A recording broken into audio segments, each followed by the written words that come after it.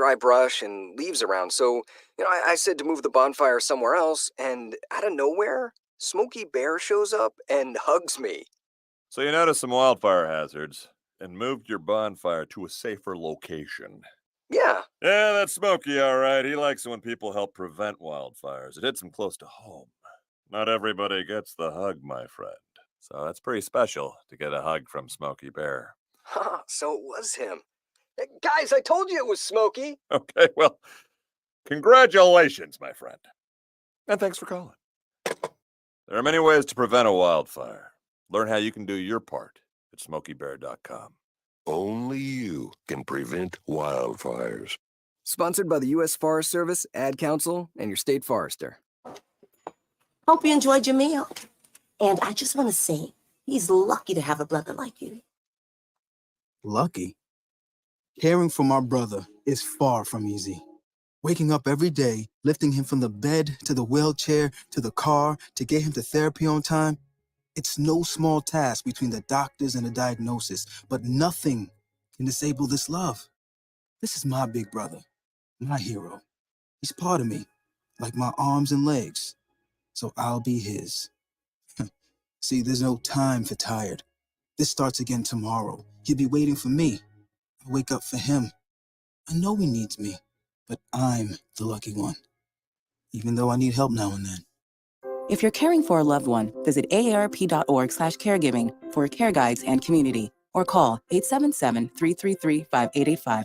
Caregiving Resource Center. Support for your strength. Brought to you by AARP and the Ad Council.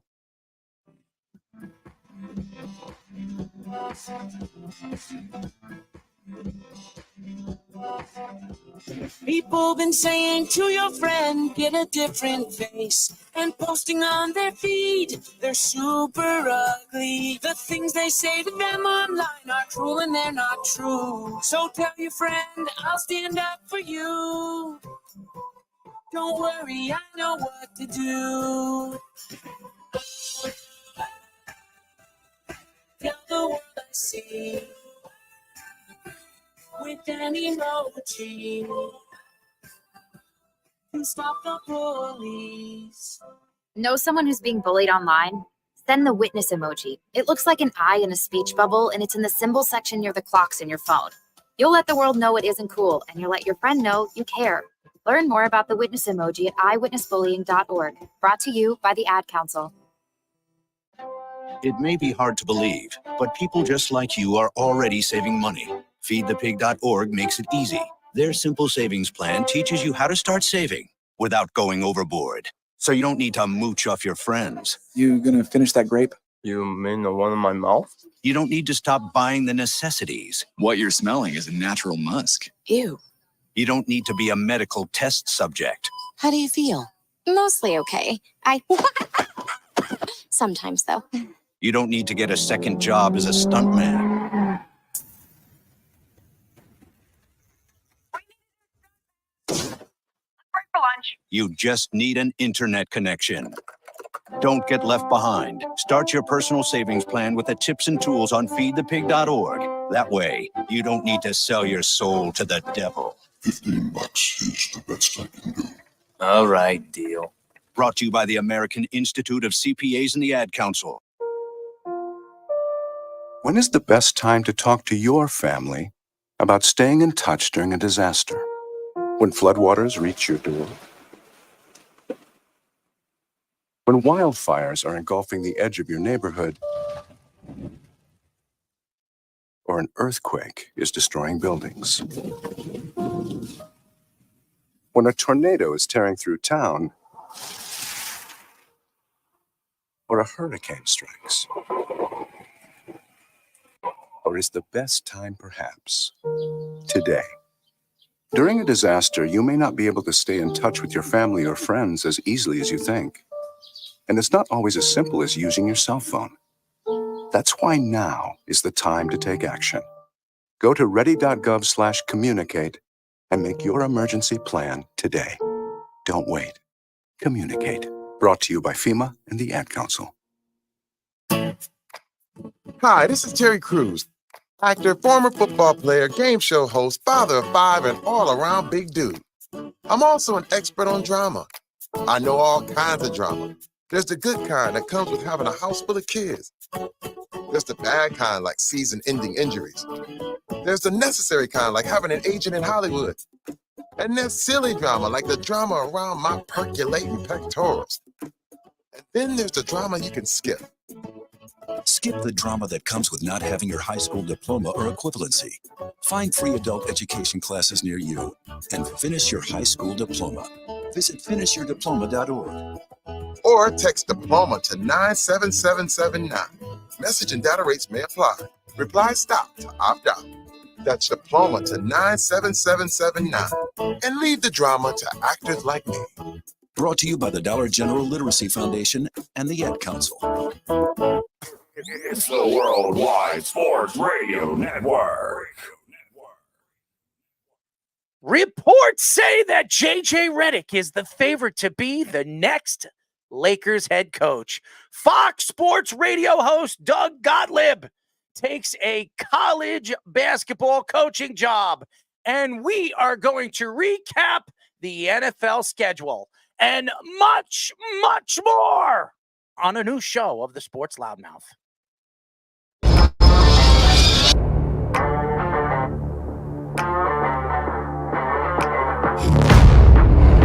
Doc Rivers is going to have Damian Lillard run very fast out of town.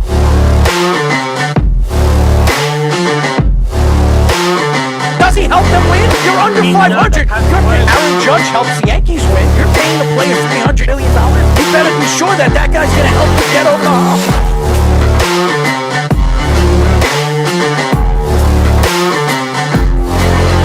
For some reason, this guy is completely lost on calling plays. Maybe he's a therapist.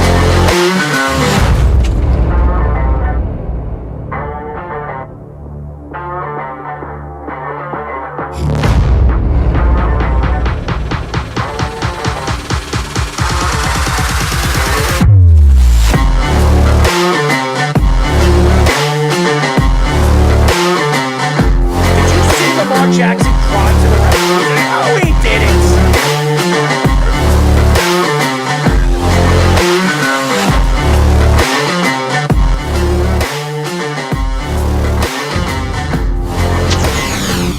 We are back for a new show of the Sports Loudmouth. I'm your host, Errol Marks, my co-host, the Speedster, Mr. Sausage Bender. Do you bend the meat? There you go. We're bending the meat tonight with the Speedster, Speedy Petey. Are you a meat bender? 631-672-3108 is the number to call. Go to our website at www.worldwidesportsradio.com. Check out all our shows throughout the week, including the Loudmouth with me and Speedy Petey, every single Wednesdays and Thursdays at 7 p.m. All you have to do to tune in and check out our local listings is go to our website at www.worldwidesportsradio.com. Speeder, what is up, man? Well, I'm going to quickly get this in before we have Let's Parlay a little later at 9 o'clock because Derek, actually, one of his bets is a game that's starting right now. Just want to get that in. Our friend Caitlin Clark, future NBA player, over 4.5 assists tonight. Cheers to Caitlin. Let's get 30 points so we can shove it down Jeff's throat. Oh, she'll need 40 to cancel out the average we need for the first two games. She had 20 in her debut. Well, I didn't make that bet. So okay, I didn't sell that bet. That is true. Even though Jeff tries to claim that I did. Oh, yeah. I mean, I have no idea why Jeff thinks I'm going to make a bet where he is probably going to pull off a win. So I always win. That's all I'm going to say. Well, we care about Derek's bets tonight. That's right. Is Derek going to be on the show? Derek is the only one that's confirmed right now at 9 o'clock. Around 9:15, we'll get him on. All right. So we will have Mr. Mountaineer joining us a little bit later in the show. So we're very excited about that. At 8 o'clock, we'll be talking to Chat Sports Steelers and NFL analyst, our friend Jack Sperry. He's been on the show a couple of weeks ago, and we said we were going to get him on after the Steelers draft. And I'm sure he's jumping for joy because a lot of these pro analysts believe that they won the draft. So I'm sure he's jumping for joy and maybe having a heart attack at the same time. So we're very happy to have Jack Sperry join us a little bit later in the show. We also will be talking to, at 8:30, Oregon Ducks senior left guard Marcus Harper. He will be a draft pick next year, and maybe one of the best guards in next year's draft class. So we're very excited to have Marcus on for the first time on our show. Reports say that J.J. Redick is the favorite to be the next Lakers head coach. Maybe that's why he's doing a podcast with Mr. LeBron James. Selling himself to good old GM himself. Tampering. Tampering. But the NBA doesn't care about tampering, so. What's wrong with you? We ask Adam Silver that all the time, but we never know. Well, that's true. That's absolutely true. Fox Sports Radio host Doug Gottlieb takes a college basketball coaching job. I'm very happy for Doug, by the way. I met Doug a couple of times. Very, very nice guys. Very nice guy. I almost said guys. Maybe I did say guys. Maybe he's 2-1. But congratulations to him. I think he's a great, great basketball mind, and he is going to be very, very good in college basketball. So I'm very happy for him, and I'm looking forward to seeing him as a college basketball coach. Recapping the NFL schedule and releases. So we're very excited to get into that. We didn't do that last night with the Jets and the Giants. We're going to go through the league and give you our thoughts on what's going on in the NFL in the scheduling for this year. I think obviously the NFL is rigged, so they're rigging the schedule. Probably. I don't know. Astros rookie Ronel Blanco becomes the first pitcher this year to be ejected for sticky substances. Very interesting story. I'm very interested to get into this story because it seems like it's a story that probably will never go away in the MLB because it's been going on for years. So we will get into that. MLB investigation on Sandy Alderson for involvement in the Mets faking injury reports in the last 2 years. Very interesting story. And another way to cheat, ladies and gentlemen, faking injuries. Bravo to Sandy Alderson. Well, the Mets have so many injuries, they just add up all the time. So maybe it's easy to fake. Who knows? Oh, that's going to be fun. Former Blackhawks contractor sues the team for fraud and sexual misconduct. Oh my God, are we going to hear some more of this crap with the Blackhawks? It seems like it's never going away. So we're going to get into that. And let's parlay with right now just Derek, maybe Wes, maybe Chaz. We will see as we move forward in the show. Who was trying to call? Snug called back in like 15, 20 minutes. I'm sure there's a reason why he's calling up. He's speaking for Jeff because his baby ass can't speak up for himself. So he can call up all he wants. And every time he calls up and says something stupid, we're going to hang up the phone on him. Right. That's what we're going to do. So you can call up whenever you want, Snuggy Wuggy. I'm still going to drop the hammer on your fat ass. NBA insider Mark Stein reports that J.J. Redick is the favorite to land the Lakers head coaching job. The Lakers fired Darvin Ham after there was reports tensioned with him and several players, mainly Anthony Davis.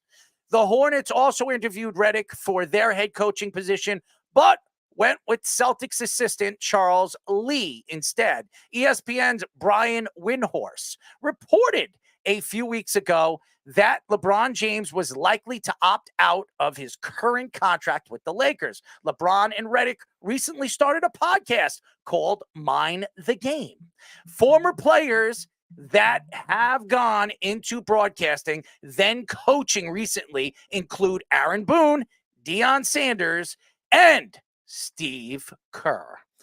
All right. And I know these guys are trying to call the show. I don't care, Speedy. We're not putting them on until we're done with this segment. Mm-hmm. Here's the thing. Everybody thinks that J.J. Redick could be a good head coach in the NBA. He was fairly a good player. At one point, I think he was an all-star, 1 or 2 years. He was a good player. He's also a Duke Blue Devil.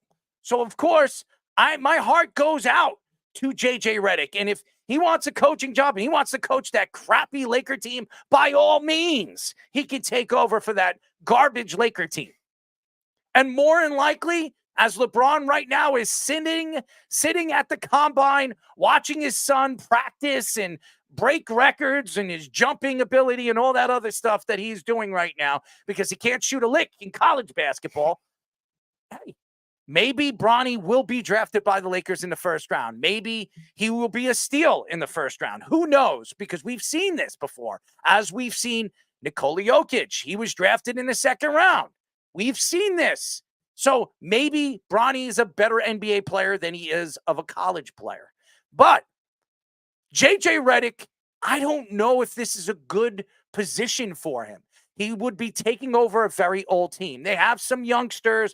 They have guys that they can build around. But JJ's stepping in where he is going into a position where you're going to be coaching one of the biggest personalities in the NBA. Now, I understand you're doing a podcast with him, and that's great. Congratulations to you as you and LeBron James are building a good combination of personality on a radio show. But when it comes to basketball, when it comes to coaching LeBron James, it's a different story. Because what LeBron James says, LeBron James gets. So JJ Redick might be the guy that LeBron James wants. That seems like that could be the issue here on why they haven't really interviewed anybody else. Now, that does not mean that JJ Redick is going to be the only guy that they're going to interview. As of right now, JJ Redick was the only guy they've interviewed so far. Now, maybe this is LeBron James's pick. Maybe this is why LeBron James is just sitting away right now, relaxing, going right now to the combine and enjoying himself watching his son practice and shoot a basketball.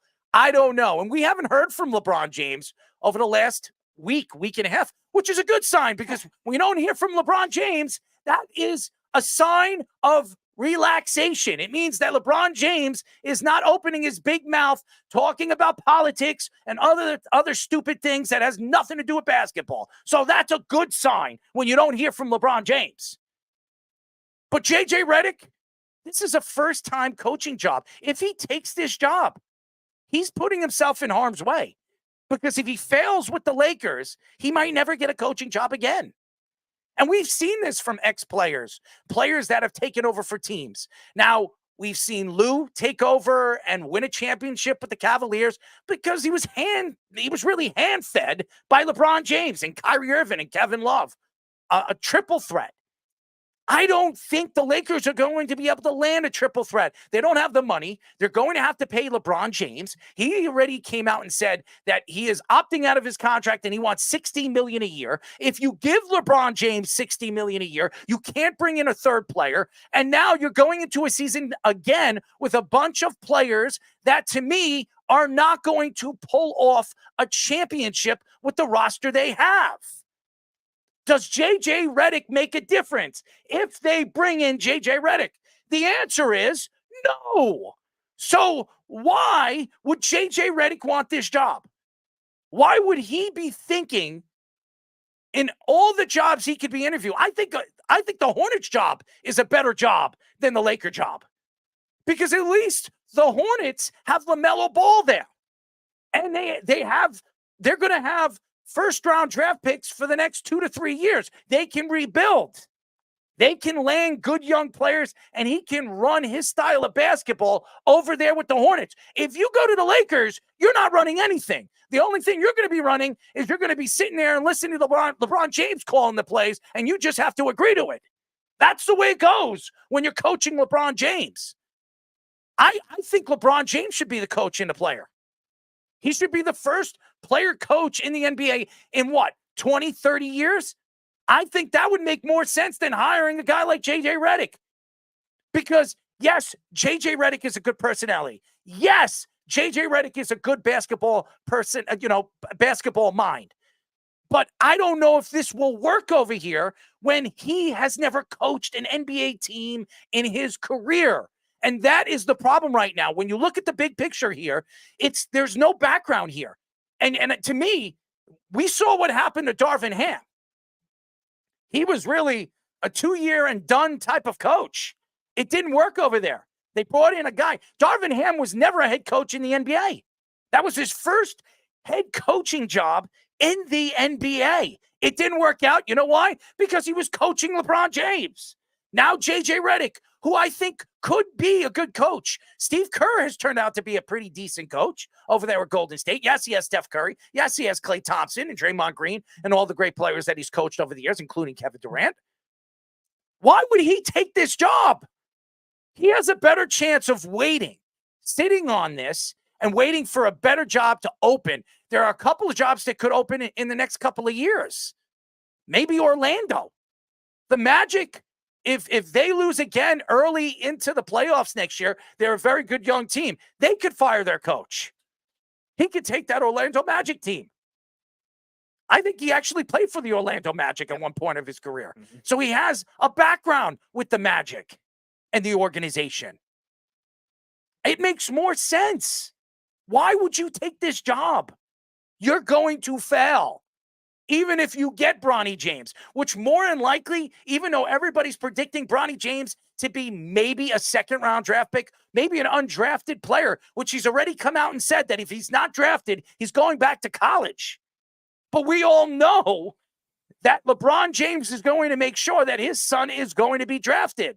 Not because of J.J. Redick if he takes over the job or management. It's because LeBron James says what LeBron James says LeBron James gets. Yeah, and there's a lot of dichotomies to this because J.J. Redick and LeBron James both have links of former teams that could have available coaching vacancies too. And it seems like because J.J. Redick and LeBron are starting this podcast now and there's already this type of connection, they might be attached to the hip of wherever LeBron signs, whether he stays with the Lakers or goes elsewhere. J.J. Redick might follow. You're hearing about this. I've been hearing the Hawks too, another team that's interested in bringing in LeBron, and they're willing to draft Bronny in the first round if LeBron signs with them. That's interesting to think too. Now, there is no connection directly with J.J. Redick or LeBron there, but that is an interesting rumor that could be because Quinn Snyder has not really done great there. They've been kind of mediocre since then, a play-in team every year. They haven't, like we were talking about yesterday with the whole Draymond Green story, the Hawks were ideally a fluke that one year. The 5UC went to the conference finals and they've done nothing since. So maybe that kind of thing has happened, but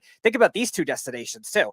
The LA Clippers, another team like the Lakers, very stuck. J.J. Redick played there. They have coincidentally Tyronn Lue as their coach. So maybe J.J. Redick signs on there with Tyronn Lue. Another old like team. Why would he go there? He needs to go to a young team where he can coach that team. That's what he needs to do. Why take an older team? It doesn't make any sense. When you're a new coach, you're not going to take over veteran players. Are the veterans going to listen to you? He played with LeBron James. He's practically the same age as LeBron James. Do you think LeBron James or Anthony Davis is going to listen to him? Well, no, I'm more judging if LeBron and J.J. Redick are attached to the hip. I think you're right. J.J. Redick could seek out his own coaching job regardless of LeBron being attached to the hip with this kind of coaching decision. If that was the case, then I do think there will be other teams that are younger that are going to be interested in that kind of thing. It just depends on how close this connection with J.J. Redick and LeBron is. That's the only reason I bring up the Clippers, because they are another team that has been kind of stuck, and maybe they're going to lose James Harden. They could lose Paul George. Maybe Steve Ballmer loves flashy moves. They could consider going for after that kind of thing, because J.J. Redick played there, and Tyronn Lue, we all say all the time, is a figurehead coach. And the other one, another coach that could be on the hot seat because they lost in the playoffs, could be Cleveland, and goes back there. LeBron going back to Cleveland. So maybe that kind of thing to keep Donovan Mitchell there, to keep some young players there. He's not going back to Cleveland. I'm just saying that's the only thing that makes sense for. They won't have the money. He wants $60 million a year. If they're going to pay Donovan Mitchell, that means they would probably have to trade away half of their players to do that. It doesn't make any sense for Cleveland to do that. Garland they're going to have to re-sign Darius Garland soon. They have too many youngsters. They have too many young players. Mobley's going to have to be signed soon, unless you're willing to trade away those pieces just to bring LeBron James and Bronny in. It doesn't make sense. So I think it makes sense for the Hawks. The Hawks have nothing. They have Trae. That's all they've got, Trae Young. So if you bring in LeBron James and you bring in J.J. Redick and you bring in Bronny, you can build your team around those three players. Now, are they going to win? No. And honestly, if I was J.J. Redick, I would not want to coach LeBron James. Even though LeBron James has picked his own coaches and helped them win championships. Tyronn Lue, right? It's Tyronn Lue. If Lue wouldn't have another job if he didn't win that championship with the Cavaliers, and it was pretty much hand-fed. from LeBron James. He said, you know what? I want Tyronn Lue. That's who I want. He had one good year as an actual head coach with the Clippers in 2021 when everyone was hurt and they still went to the Western Conference Finals. That was it. Every other year, he's a figurehead coach of star players. It doesn't make sense. If I was JJ Redick, I would sit back, keep doing my podcast, keep building my personality and all that other stuff. Let all these GMs see what I can do as a radio analyst and go on NBA TV, go on TNT, do what I do what Draymond Green is doing right now, even though I think he's an idiot. I mean, he could be doing exactly what Draymond Green is doing. And then when you're ready to take the right job, you jump on it. The Lakers aren't the right job. You're not going to bring home a championship with the Lakers. That's not going to happen. So, I mean, if you look at where some of these teams are going, obviously Miami is not going to be looking for another coach. Houston probably is not looking for a new coach for a while. But Orlando could be. The Hawks could be. I mean, if I look at the list of teams that could be looking for a coach, I don't know. I'm going to bring it up right now. I could say, I will tell you a bunch of other teams that if I was JJ Redick, I would be looking at over all the teams, including the Lakers, when it comes to that. Now here, Boston's not going to be looking for a coach. The Knicks won't be looking for a coach. Milwaukee, as of right now, will not be looking for a coach. Cleveland will not be looking for a coach. Orlando will. Indiana won't. Philadelphia won't. Miami won't. Chicago might. Maybe. Billy Donovan might be done. He might not want to be there anymore. Definitely Atlanta. Brooklyn Nets, you never know. Toronto could be. The Hornets, definitely. The Wizards could be. Detroit could be. I mean, all those teams. I think the best place for JJ Redick is Detroit. And I'm going to tell you why. Detroit right now has the opportunity, just like Philadelphia did all those years, to get top 5 picks for the next 3 to 4 years. And they're going to tally up with those picks, and maybe they pick 1 or 2 of those guys and they can build around those guys. And then you have a team that will be reckoning with in the Eastern Conference, which I would stay in the East. I would not go to the West. And I'm going to tell you why. OKC, dangerous team. They have a ton of draft stock coming up, and their coach is there for the long haul. Denver is still a team to be reckoned with. I do not want to play Denver in a 7-game series, even if I sneak into the playoffs. Minnesota could be the team to beat for many, many years to come because of Anthony Edwards. The LA Clippers, they're washed up. Eventually, they're going to fall off. Dallas looks like a team that could still be good for the next couple of years because of Luka. Phoenix, another team that I wouldn't want to take control of at all because of what this team has done. They put themselves in cap hell for the next couple of years. It doesn't make sense. The Pelicans is a nice job. If that job opens up, I would jump on that. I would pounce on that. Sacramento, if that job opens up, I'd pounce on that. Golden State's not going to open up because they just re-signed Steve Kerr unless he walks away, which he could. Houston already signed their coach. Utah could. Utah might be a better position for you if you're looking to take over a young team and rebuild. Memphis looks like they're going to keep their coach. San Antonio, we all know Greg Popovich is there. He'll coach till he's 100 at this rate. And maybe even Portland. I would take Portland over the Lakers. I would consider if not this year, but next year, if they still struggle again, if the Grizzlies still struggle again with Ja Morant and their coach gets fired, that could be an option too. Yeah, I mean, there are so many other teams that he could be looking at that he has a better chance of stamping his name to that roster, stamping his name to that team. You're not going to stamp your name to LeBron James and the Lakers. It doesn't make sense unless LeBron decides to walk away. Now, if LeBron walks away, and he could, maybe you take over that team and that team becomes your team. Anthony Davis will be your player. You build around Anthony Davis and you find players that can play around him. That makes sense. But if JJ Redick goes to the Lakers, that means LeBron James is staying there. Of course. There's no doubt in my mind. That's why they're speaking about him being the front runner of getting that job because LeBron James wants him there. And it makes sense because they work together on a podcast and they like each other. And LeBron James, like I said, whatever he wants, he gets. So obviously, I don't believe they're going to interview any more people. I think it's a foregone conclusion that JJ Redick will be the new head coach of the LA Lakers. And unfortunately, if you're a Laker fan, I would not be excited about that. Well, we talked about the power struggle between Rob Pelinka, who still wants to an extent, have some say in terms of the organizational operations, and LeBron James being the quote-unquote GM LeBron we've seen him do in the past. And we've joked about it all the time with the Nets, and now recently with the Suns too, the way they've fallen apart, where these veteran big threes with very little depth do not work in today's NBA. LeBron is the only one that has gotten those types of teams to work with Miami, and even the Lakers to an extent that year, even though they had a little better depth than the Heat did. He's the only one that's gotten it to work, but can he get it at age 40 that he's approaching right now is another question. And the Lakers are going to have to change their whole team building philosophy based on that kind of thing, because LeBron is still going to get what LeBron wants, especially if he gets $60 million a year on that extension. Oh, you know damn well he's getting that $60 million. Which means Rui Hachimura, good young power forward, probably gone. Austin Reeves, who's probably their best young player. Yeah, I like Austin. Yeah, he's going to probably get a $200 million contract or something like that when his time is up. He's going to have to be traded. So you're going to have to trust a lot of this younger type, older type depth to make it work, veterans minimum type big men or point guard to make it work. And is that really a recipe for success in today's game, and which has gotten to be a taller, younger, and more athletic game? I'm not too sure about that. Look at the Timberwolves, look at Dallas, look at all those teams right now in the Western Conference, and you want to go to the West. You're going to take over a Western Conference team right now that, with Anthony Davis and LeBron James, finished eighth. And they still won 47 games.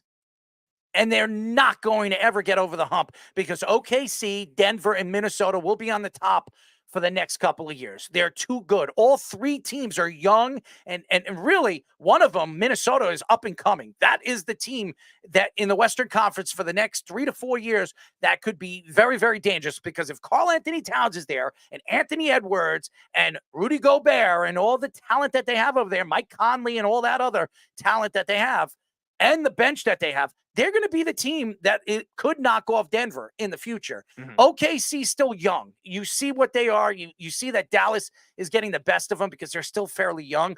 OKC still needs a superstar player to come and play with Shai. If that happens, I think Alexander and somebody else, maybe a Luka. I would love to see Shai Alexander and Luka Doncic play together. And they have a ton of draft stock to make that happen. So if it doesn't work out and Luka doesn't want to sign an extension in the next 2 or 3 years, it makes a lot of sense why he would go back. He would go and be asked to be traded to OKC because it'll make a lot of sense. But to me, when you look at this story, if I was JJ Redick and I'm not JJ Redick, but if I was, I would be looking at a young team, a team that I can build with and know that I'm going to be there for the long haul.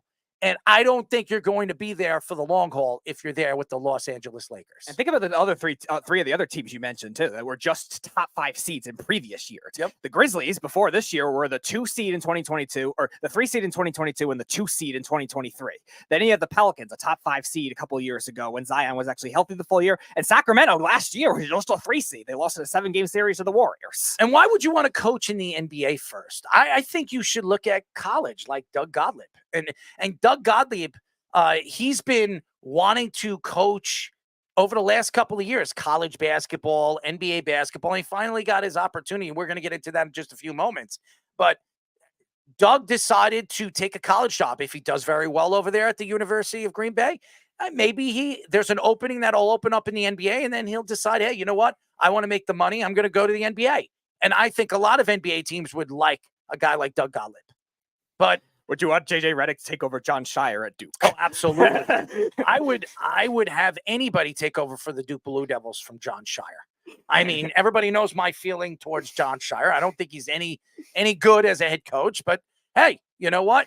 Hey, everybody wants to brag that he took him to the Elite Eight. Congratulations to John Shire. I mean, seriously, now he has 2 of the biggest recruits in the whole nation going there this coming year. We'll see how good they are this year with Cooper Flagg and the talent that he brings to that team. Yeah, we thought that way in 2014, and they lost in the first round to Mercer. I'm just being honest. I think it makes a lot more sense for JJ to go to college basketball first, get your feet wet, learn the game. I mean, obviously you know the game, but learn the speed of the game as a head coach, and then coach in the NBA. Or take a really, really young NBA team, if a job opens up and build like that and be the voice in the locker room. You're not going to be the voice in that locker room with the Lakers if you're taking over LeBron's team. It doesn't make any sense. The University of Green Bay hired Fox Sports radio host Doug Gottlieb to be their next head coach. Gottlieb has worked as a Fox Sports radio show host and basketball analyst since the network expanded to Fox Sports 1. Their previous head coach, Sundance Wicks, accepted the job with Wyoming. Gottlieb has been with major sports networks since 2002 with ESPN, CBS, and addition to Fox Sports. Gottlieb has some assistant coach experience under Bruce Pearl when he coached at Tennessee. There is no clause preventing him from coaching and doing his show at the same time, unlike if Tom Brady or J.J. Watt were to come back playing in the NFL and still being broadcasters. It's very interesting. It really is. And I think he'll still do his radio show. And the reason why is he can double dip. Why wouldn't Doug Gottlieb try to do that? First of all, I love his radio show. I think he knows so much about college sports. If I want to learn about college basketball, I'm listening to Doug Gottlieb.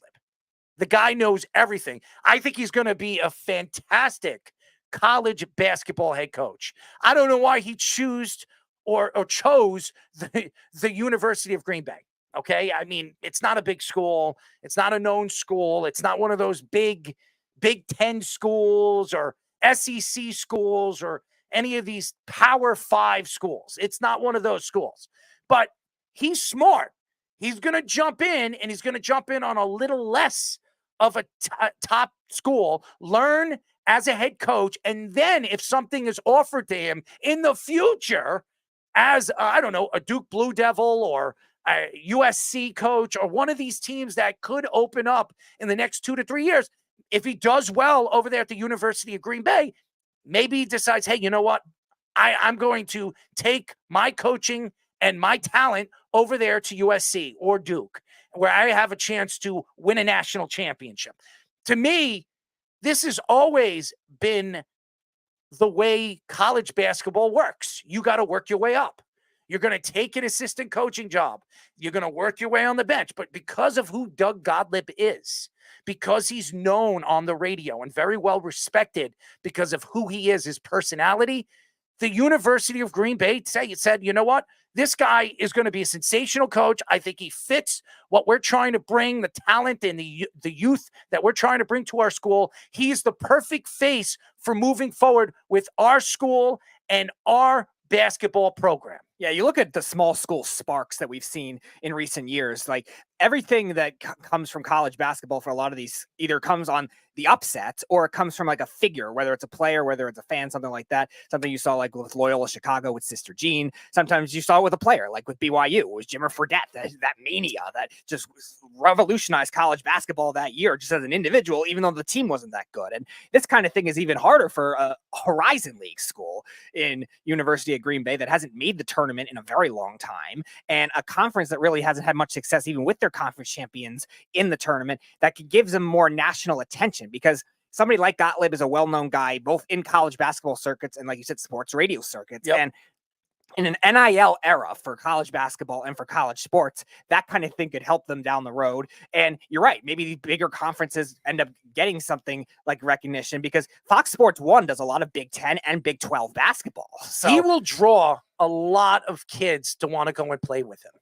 I'm to play for him too. Mm-hmm. Not play with him, but play for him. I don't know, Speedy. I'm a little lost there, but I'm just kidding. But Doug Gottlieb could draw a lot of these top-end recruits to come and play for him. Now, at the University of Green Bay, why would they go there? They're not going to be top draft picks if they go there. But if Doug could bring in some of these mediocre recruits and bring this school to a March Madness, something they haven't done in a very, very long time, he's going to show, like we've seen, and I've said this over and over again, like we've seen different coaches do over the years. Memphis, we all know what Calipari did. Calipari made his name and really put his name on top what he did with UMass, with Marcus Camby. When he took that team to the March Madness and made a run with Marcus Camby, it changed everything for a guy like John Calipari. Then he moved on to Memphis and coached Derrick Rose, and then he moved on to Kentucky. That's what happens. You grow. You build from one school to the other. And then obviously after he left Memphis, he went to the Nets, and then he went to Kentucky. He brought his talent to the NBA. Didn't work out in the NBA with John Calipari. And then he went back to college basketball and became one of the bigger and more known recruiters. When you look at a guy like Doug Gottlieb is going to be a very good recruiter. He is going to be able to sell who he is because he played college basketball, and he's so easy to get along with. I mean, you watch his game, he wasn't a great three-point shooter. He wasn't a superstar point. He wasn't a guy that was scoring 30 points a game. He did everything good. That's why he was an easy personality to go on the radio, because he understands the game as good as anybody does in college basketball. And to me, when you've played college basketball, you know the game so well, you know how to recruit players, that opens up a window of success. And I think he's going to be successful over there at the University of Green Bay. And when that happens, like I said, there are going to be other jobs that are going to open up that he's going to say, you know what, I could do that. And he can still do his radio show. He will continue doing his radio show. Why? Because what does that do for him? And what does that do for his recruitment? He can interview these kids, and he can bring these kids to his show. And even though you're not allowed to tamper, but when the college season is over and the high school season is over, he can ask these kids to come on his show. And that could be his introduction on going over there and talking to him or the families by bringing them on his show and just interviewing them. And he's such a good interviewer. He really is. He's very, very good. He's very into politics. That's something that Gottlieb likes to talk about, but the man knows the game. And if you see this guy on his radio show and you know the passion that he has for college basketball, he is the perfect hire. Congratulations to the University of Green Bay. It was a fantastic hire, and it's a slam dunk. Yes.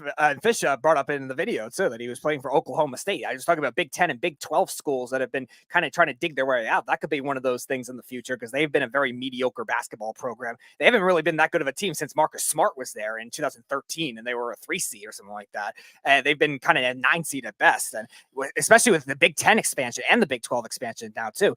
These schools like UCF, Cincinnati, anything like that could definitely consider it, too. And those California teams coming into the Big 10. By the way, we do have Snug on the phone now. All right, Snug, what would you like to talk about? Oh my goodness. I always have to be careful because I'm only known to say stupid things, so hopefully I don't get kicked off the air too quickly. I wanted to call because I caught the end of last night's show after I got some urgent messages, and apparently there was some unpleasantness last night and some assertions were made. So I would like to set the record straight and tell you that I have never reported you for anything on any channel, network, social media, nor will I ever do that, because that is First Amendment rights and people need to be able to say whatever they want to say, even if it's crazy, wild, stupid things that sometimes happen. So in the future, if you think that I did something like that, please feel free to reach out to me. You can reach me on, let's see, I'm on Twitter, we're connected. We're on Facebook, we're connected.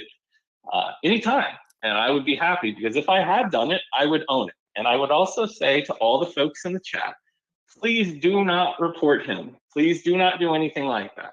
That is not what's here, what's happening.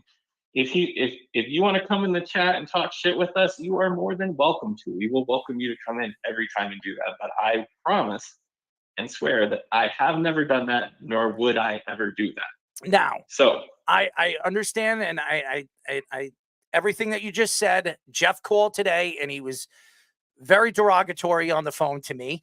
So I'm going to let you know. All Jeff needed to do today was call me up and say, "Did I never said anything. Instead of giving me profound, what's the word?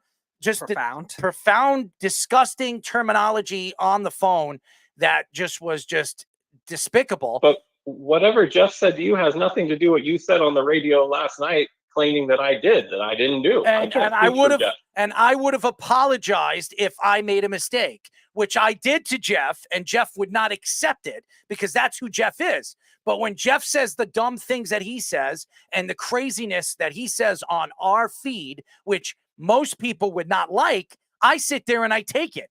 Okay, I do. I sit there and take it from that fat bozo. Okay, but you know what?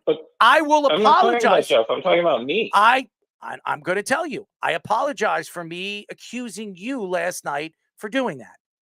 Do you accept All my right, apology? well, I do accept your apology because I am a huge advocate of First Amendment and free speech rights. And I welcome you to tell me how stupid and fat and dumb and ugly I am.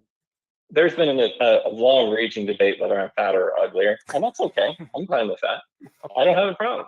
But what I do have a problem with is when there's no evidence to it. Now, on Doug Gottlieb, I will tell you that dude, you can ask him about anything. Ask him how to steal credit cards. He's good at that too. Ask him how to get kicked out of Notre Dame. He's good at that too. It's so easy to take that job if you're him because you don't know if you really want to do it or not, right? It's like we've all had a job in life where we wanted to go and we thought, oh, this is going to be great. And then you get there and you go, oh, wait, there's one thing that I forgot. I never thought about that. And then lo and behold, that job suddenly isn't as exciting. You go to if you go to Green Bay and you do anything at all as Doug Gottlieb, you're probably half the king of Green Bay minus the Packers, right? You can't screw it up. So hey, why not? That's a free role for him. I highly doubt he's going to keep his radio show and do that because if he's doing what you were saying, every other coach in the country is going to cry foul on that, and the NCAA is probably not going to put up with that for very long. Well, they might not put up with it, but I do believe Doug still has a contract with Fox Sports 1. I think he's going to. I think he has one more year left on that contract or 2 more years left on the contract. He will live up to that contract because that's who Doug Gottlieb is. And I know Doug. I've met him at 2 different events. He's a fantastic person, a great person, and a great personality. And I think he's going to be great at the University of Green Bay. I really do. I think Doug Gottlieb is an outstanding gentleman. We have been known to go and throw all kinds of stuff in the river together. Oh, yeah. Then we go out and we crush a bunch of cupcakes and have a good time. Or any of those cupcakes or anything you've thrown in the river frozen because it's Wisconsin in the minus 10 degree temperatures? No, it's not fun. We tried that, throwing things into frozen rivers, but they're frozen, so it just lands on the ice and sits there. It's not as satisfying. So we try to find bridges and stuff that are really high. We threw a shopping cart off once. We got in trouble for that, but whatever. What's wrong with you? You know, Doug's a pretty understanding gentleman. Well, I think he's a great choice for the University of Green Bay. I think this is something I think is a good move for him because he gets to start at a very low school, like a small school, Division I school that hasn't been in a March Madness game in many, many years, where he has a chance to recruit and do the things that he feels would be good for that program, and then build. And then if he can get this team into the March Madness tournament, this guy will have an opening anywhere he wants because of his personality and the way he can sell himself. So I think it's a good move for him, and it's an opportunity for him to really prove himself as a college head coach. I'm going to go the other way and say Doug Gottlieb could have ulterior motives because where else are you going to get that good of sausage, cheese, and beer at the same time? And the beer. I mean, you know, what better than having girls dressed head to toe in parkas, handing you fried cheese sticks and delicious, liters of lager. You do know he's married. You don't have to be married to eat a cheese stick and accept a lager from a woman. Well, that's true. You probably do that every time you go to Miller's Ale House. Well, I don't drink, so you're not going to see me drink. Or a lemonade, whatever. My lemonade, yes. I drink a lot of those. Anyway, I wanted to shout out to a few people, and I wanted to see if we will be talking Premier League soccer because this is only like the biggest weekend of the year. Oh, Snug, by the way, one of our writers actually posted an article about, he interviewed Chris Wise, who's a BBC broadcaster. If you watch Premier League, I'm sure you've recognized him in the past. You can read our article. We also have a YouTube video posted. Those BBC broadcasters are so much better than anything the United States has. Those guys don't talk about themselves the whole time. They talk about the match. It is great. It's a super exciting weekend because Man City only has to beat West Ham to put it away. I will also say, if you need someone to fill in for your Let's Parlay, Jeff has been on the street. So take that for what you will. Well, we have Derek tonight, so you can listen to him. Yes. So I wanted to shout out to Jeff. I always want to shout out to Speedy. Shout out to Miami Heat. Who's probably in jail. I want to again. shout out to Mikey C and Nelson and Marilyn, even though Marilyn doesn't talk to me now, so I guess she doesn't like me anymore, but I still like Marilyn. Anchorage Man, even though maybe we don't necessarily totally agree on basketball anymore, but I still love him. I wanted to shout out to Cupcakes, Brownies, Special Brownies, Cats, Aqua Teen Hunger Force, and Speedy, one more thing I wanted to set the record straight. You asked last night in the Tyler v. Jeff match that never went down. I believe the Beeve was signed up to be the ring girl. I think we were working on sponsorship for his bikini, sort of like Monster, like they do for UFC. I do not want to see the Beeve in a bikini. So that would I'm just saying what I think. I believe that was the discussion that was had. None of it ever came to fruition. So Beeve, don't get mad. That's just what we talked about. You know, I don't think the Beeve ever wore a bikini that I am aware of. So. Well, we don't know If what he he does in did, his God private bless life. him. I don't care. Wow. So with those words, gentlemen, I am going to wish you a fine evening and perhaps a little less grouchiness. Well, I just want to apologize if I offended you last night. That's fine. Okay. I'm not offended. I'm just saying, if ask first. That's it. Because that's too far. There's one thing to talk shit. It's another thing to do something like that. All right. Thank you, Snug. Yes. Have a fine evening, gentlemen. Snug the cat, ladies and gentlemen. Sacramento, a Boston born on bred over there at Rhode Island. I mean, he is a Boston Bruin fan. He's a Boston Celtic fan. He is a Boston New England Patriot fan. I mean, and he's a Sacramento King fan, and he's a Sharks, Sacramento yeah. fan. Yeah, he's a Sacramento fan and San Jose Shark fan. So shout out to Snug. At least he has the guts to call the show and not put anybody down while he's doing it. There are other people out there that likes to do that, and I'm not going to mention any names. Might as Do you well. bet in the meat?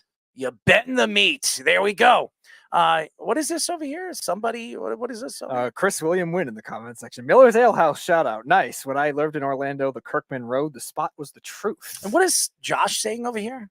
Josh is saying somebody should check Doug's past Twitter account, and that's while working in the media, and he's confirmed he's doing the show until 4 o'clock. There you go. So Doug Gottlieb is planning, ladies and gentlemen, to do his show and keep doing his show while he takes over as the head coach at the University of Green Bay. I think it's a good move for him. I really do. And eventually, I think his contract is up with Fox Sports in 2 years. When that happens, I think it's 2 years. I think he signed an extension of 5 years 3 years ago, and Doug has 2 years left on that contract. So I expect him to live up to that contract, and then he'll walk away and he'll coach. That's what I think he'll do. He's so good at broadcasting. So why would he walk away from something he's so talented at doing? Okay, so and he knows the game as good as anybody does. And I could see Doug taking over a big, basketball program. I could, but he's going to have to work from the bottom to the top. Something JJ Redick should look at and say, you know what? Maybe I should copy Doug.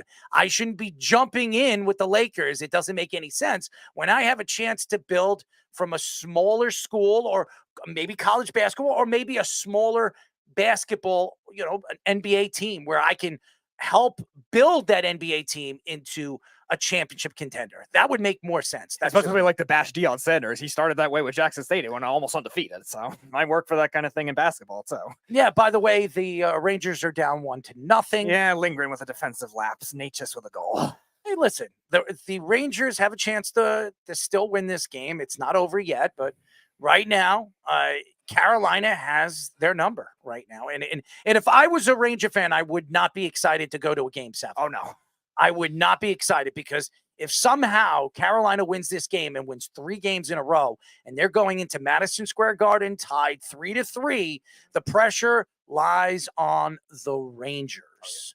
So, and to me, Carolina has nothing to lose now. They have nothing to lose. So very, very interesting. What is Chris saying over here? All right, gotta believe he'll have somebody filling in on his shows during the season. Guys. Probably He'd have to. Yeah, I mean, with the way college basketball schedules work, there's going to be certain days that are scattered like that, depending on where he's traveling to. But I think for the most part, especially with the technology now doing it a lot of the times virtually with the broadcasts even too, I think they can still try to make something work on a lot of the days still even during the season. I think it makes a lot of sense on why he decided to do this. And also, he could still do what he likes to do, and that's broadcast. Now, yes, I agree with you, Chris. I think he'll have somebody fill in for him here and there, or he will be, channeled somewhere else where he can come on the show and maybe not host, but co-host the show when he's done with practice or whatever the heck he's doing right there, or recruiting or coaching or whatever the hell he's doing over there at the University of Green Bay. So I think it's a good move for the University of Green Bay because the team is trying to make a spark and have a spark. And I think a guy like Doug Gottlieb is going to give them that spark. And it's going to draw recruits to come and play there. Because right now with the NIL deals, and nobody's going to want to go to the University of Green Bay because there are USC and there's Duke, there's North Carolina, all these schools, these big Arizona, these big schools that will pay you under the table. I don't know how much the University of Green Bay is going to be able to do that.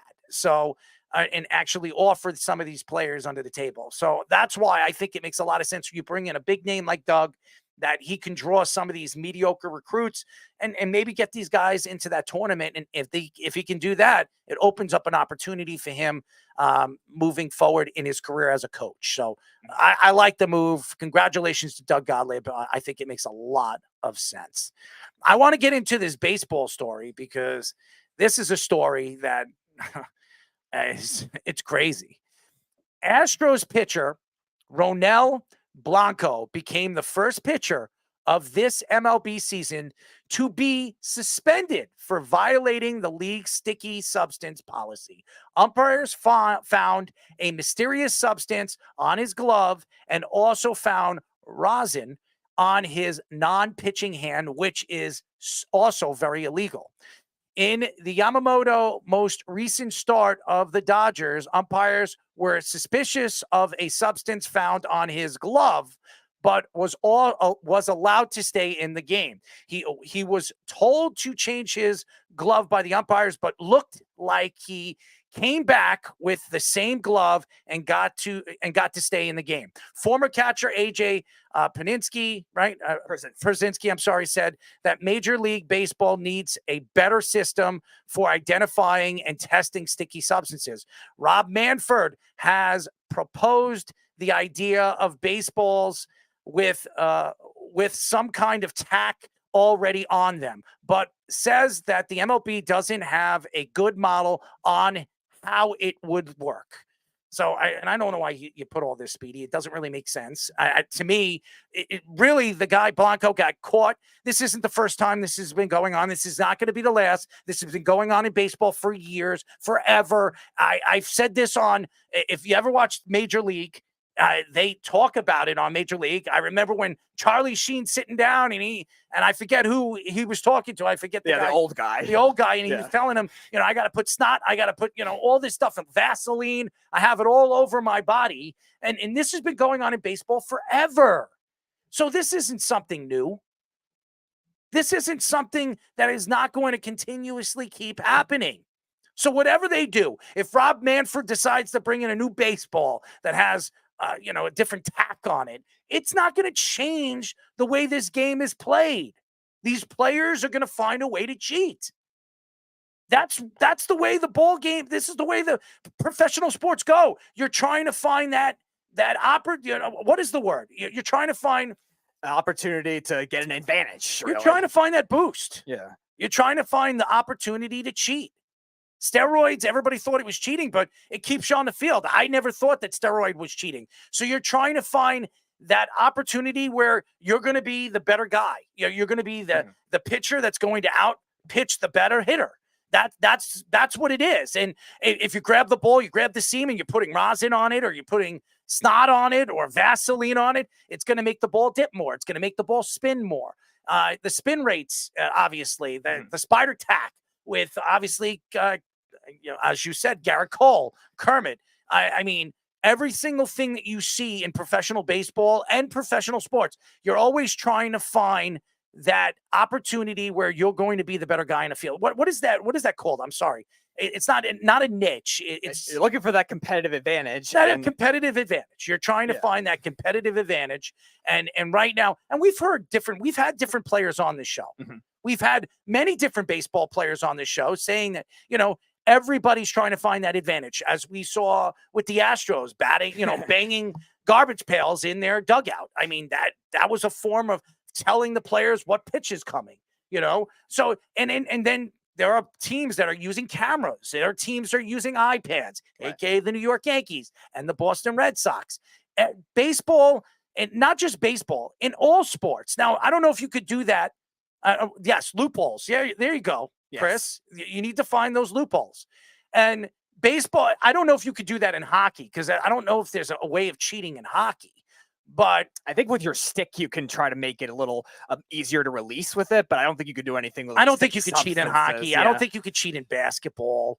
I think the only sports that you can really take advantage of is football and baseball. As we know, Tom Brady and Bill Belichick, if there are no rules in the book, or there are rules in the book that obviously you can work around, that's a form of finding a way to have a loophole and find an advantage that you have in that particular game or that particular sport.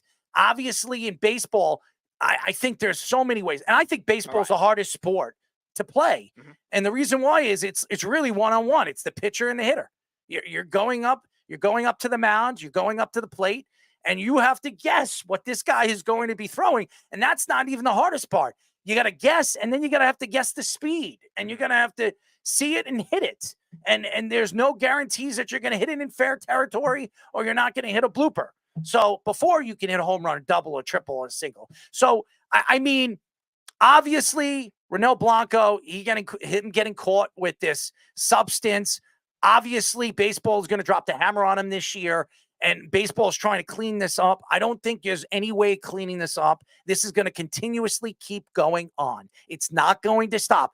Eventually, they're going to find something to kind of take rosin out of the game, and they're going to take this, and then a team or a player is going to find some other substance that you're not going to know, a dry substance that you're going to be able to rub on the ball that's going to give the ball a little bit more dipping or spin ratio or rotation, where they're going to have the advantage over the hitter. So I know everybody's trying to say, hey, what baseball's trying to clean up the game. It's been going on forever. Why try to clean up something that's been around forever? Pete Rose said it. I remember when I never spoke to Pete Rose, but I saw him in an interview, and Pete Rose said, you should not change baseball. Baseball is good the way it is. And he said, baseball's been around for hundreds of years, over 100 years. And he said, nobody ever complained about the speed of the ball, the rotation of the ball, the way the ball spins, what they're putting on the ball. Nobody cared. Now, all of a sudden, because these pitchers are throwing over 102, 103 miles per hour, and you can't even see the ball come out of the pitcher's hand, there's an advantage right there by itself than really scenting what they're going to pitch, a curveball, a breaking ball, a slider, a knuckleball, whatever the hell they're going to throw, which is harder to really figure out when these guys are throwing as hard as they are. So I understand why baseball is doing it. I just don't know if they're going to be able to clean it up. No, they're not going to be able to do it on a much consistent basis. I think when you look at what Rob Manfred is saying, like trying to get baseballs that are already pre-sticky, I don't even think that kind of thing is going to work either, because we've had many different pitchers on the show that said that they grip the ball in different ways. They release the ball in different ways. So I don't know if one universal type thing is going to help every pitcher. You're going to have to find some kind of formula that works for. You're talking about on a major league roster, 13 pitchers usually on a team with 30 major league teams. That's over 100.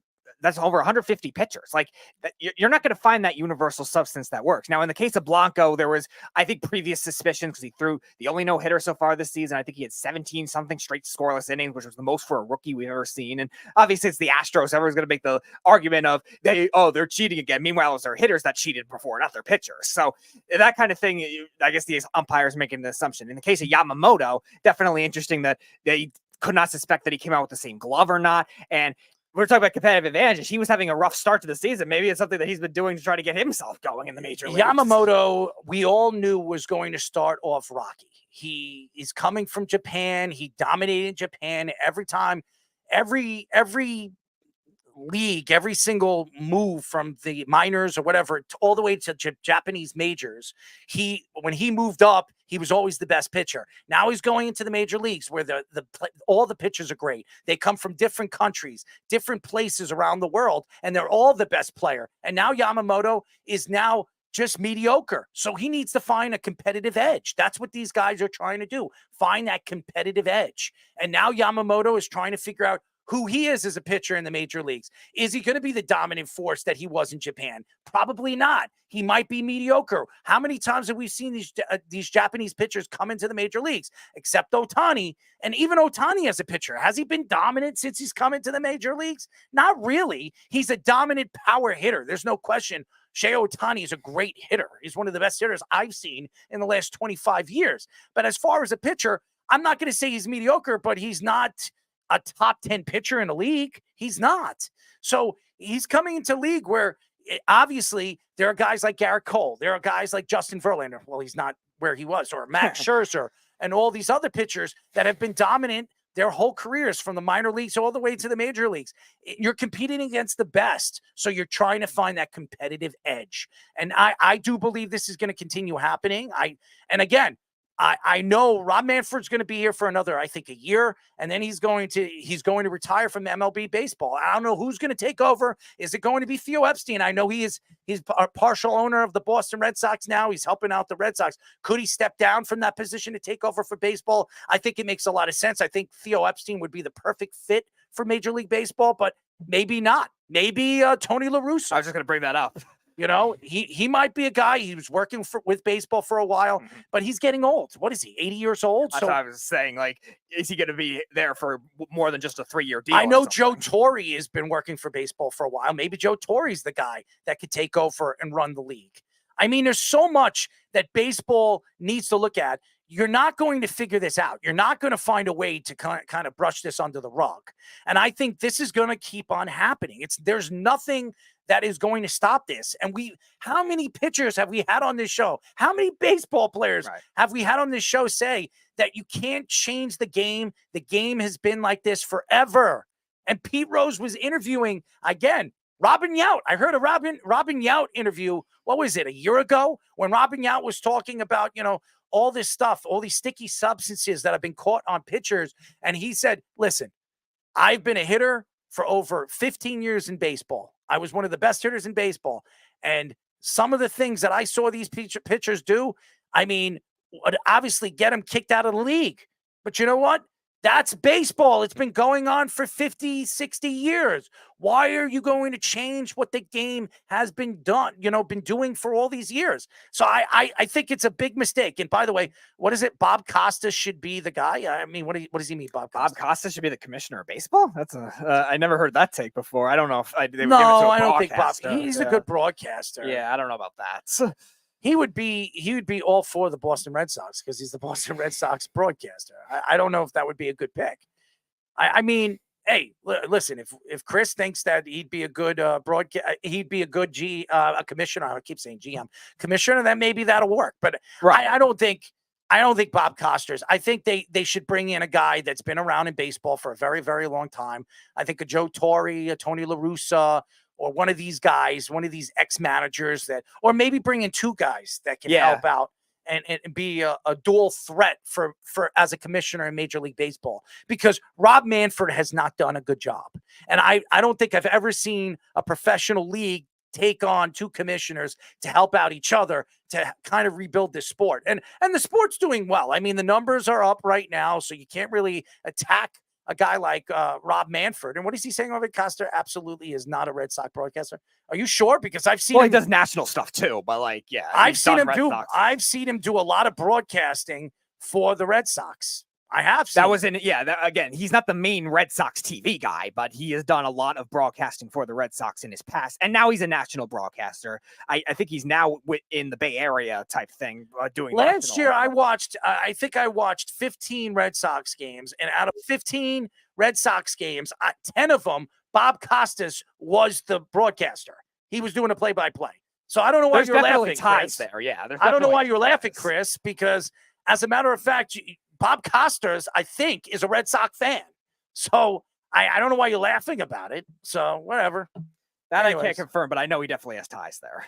He has a lot of ties over there with the Red Sox. Yeah. He does. But anyways, why don't we go to our sports minute? When we come back, we will have our first guest. We will be talking to, again, Chat Sports, Steelers and NFL analyst Jack Sperry. But first, our sports minute with Tommy Scoops. This is the Sports Loudmouth Sports Minute Are you ready to get loud? with Tommy Scoops. That's right, ladies and gentlemen. We all know what time it is. The Loudmouth Sports Minute with the man of the hour, Tommy Scoops. Getting straight into it, over in the NFL, Commanders offensive coordinator Cliff Kingsbury said that he is very impressed with rookie QB Jaden Daniels' offseason team's workout. He went on to also say that he has a plan for practice and film, praising his readiness mindset at a young age heading into the 2024 season.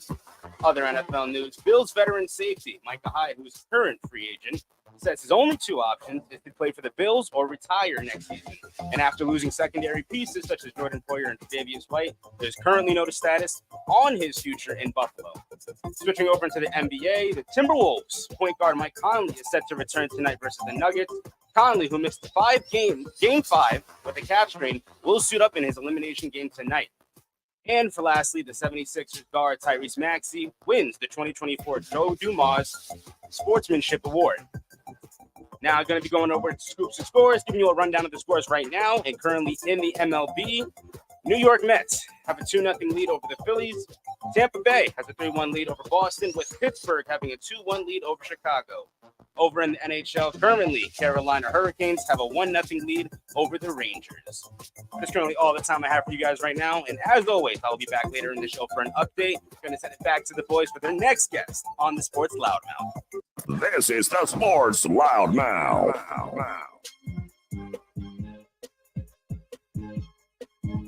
631-672-3108 is the number to call. You're listening to the Sports Loudmouth. I'm your host, Errol Marks, my co-host, Speedy Petey. Remember, you can go to our website at www.worldwidesportsradio.com. Check out all our shows throughout the week, including the Loudmouth with me and Speedy Petey every single Wednesdays and Thursdays at 7 p.m. All you have to do to tune in and check out our local listing is go to our website at www.worldwidesportsradio.com. I don't know.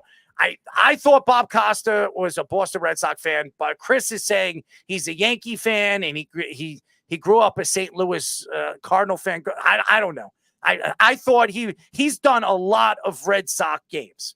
Last year, I saw him do 10 Red Sox games, and he did the playoffs too. Not with the playoffs. He was doing, what's the wild card? It was one of the Amazon games or something like that, Apple TV. No, it was 2 years ago. It was 2 years ago. Whenever the Red Sox was in the playoffs. That was 3 years ago. 3 years the ago. Yankees, yeah. Yes, Okay. he was doing the broadcast for that too. Okay. So, and he did all the broadcasts for them that year, I guess. I don't know. Whatever.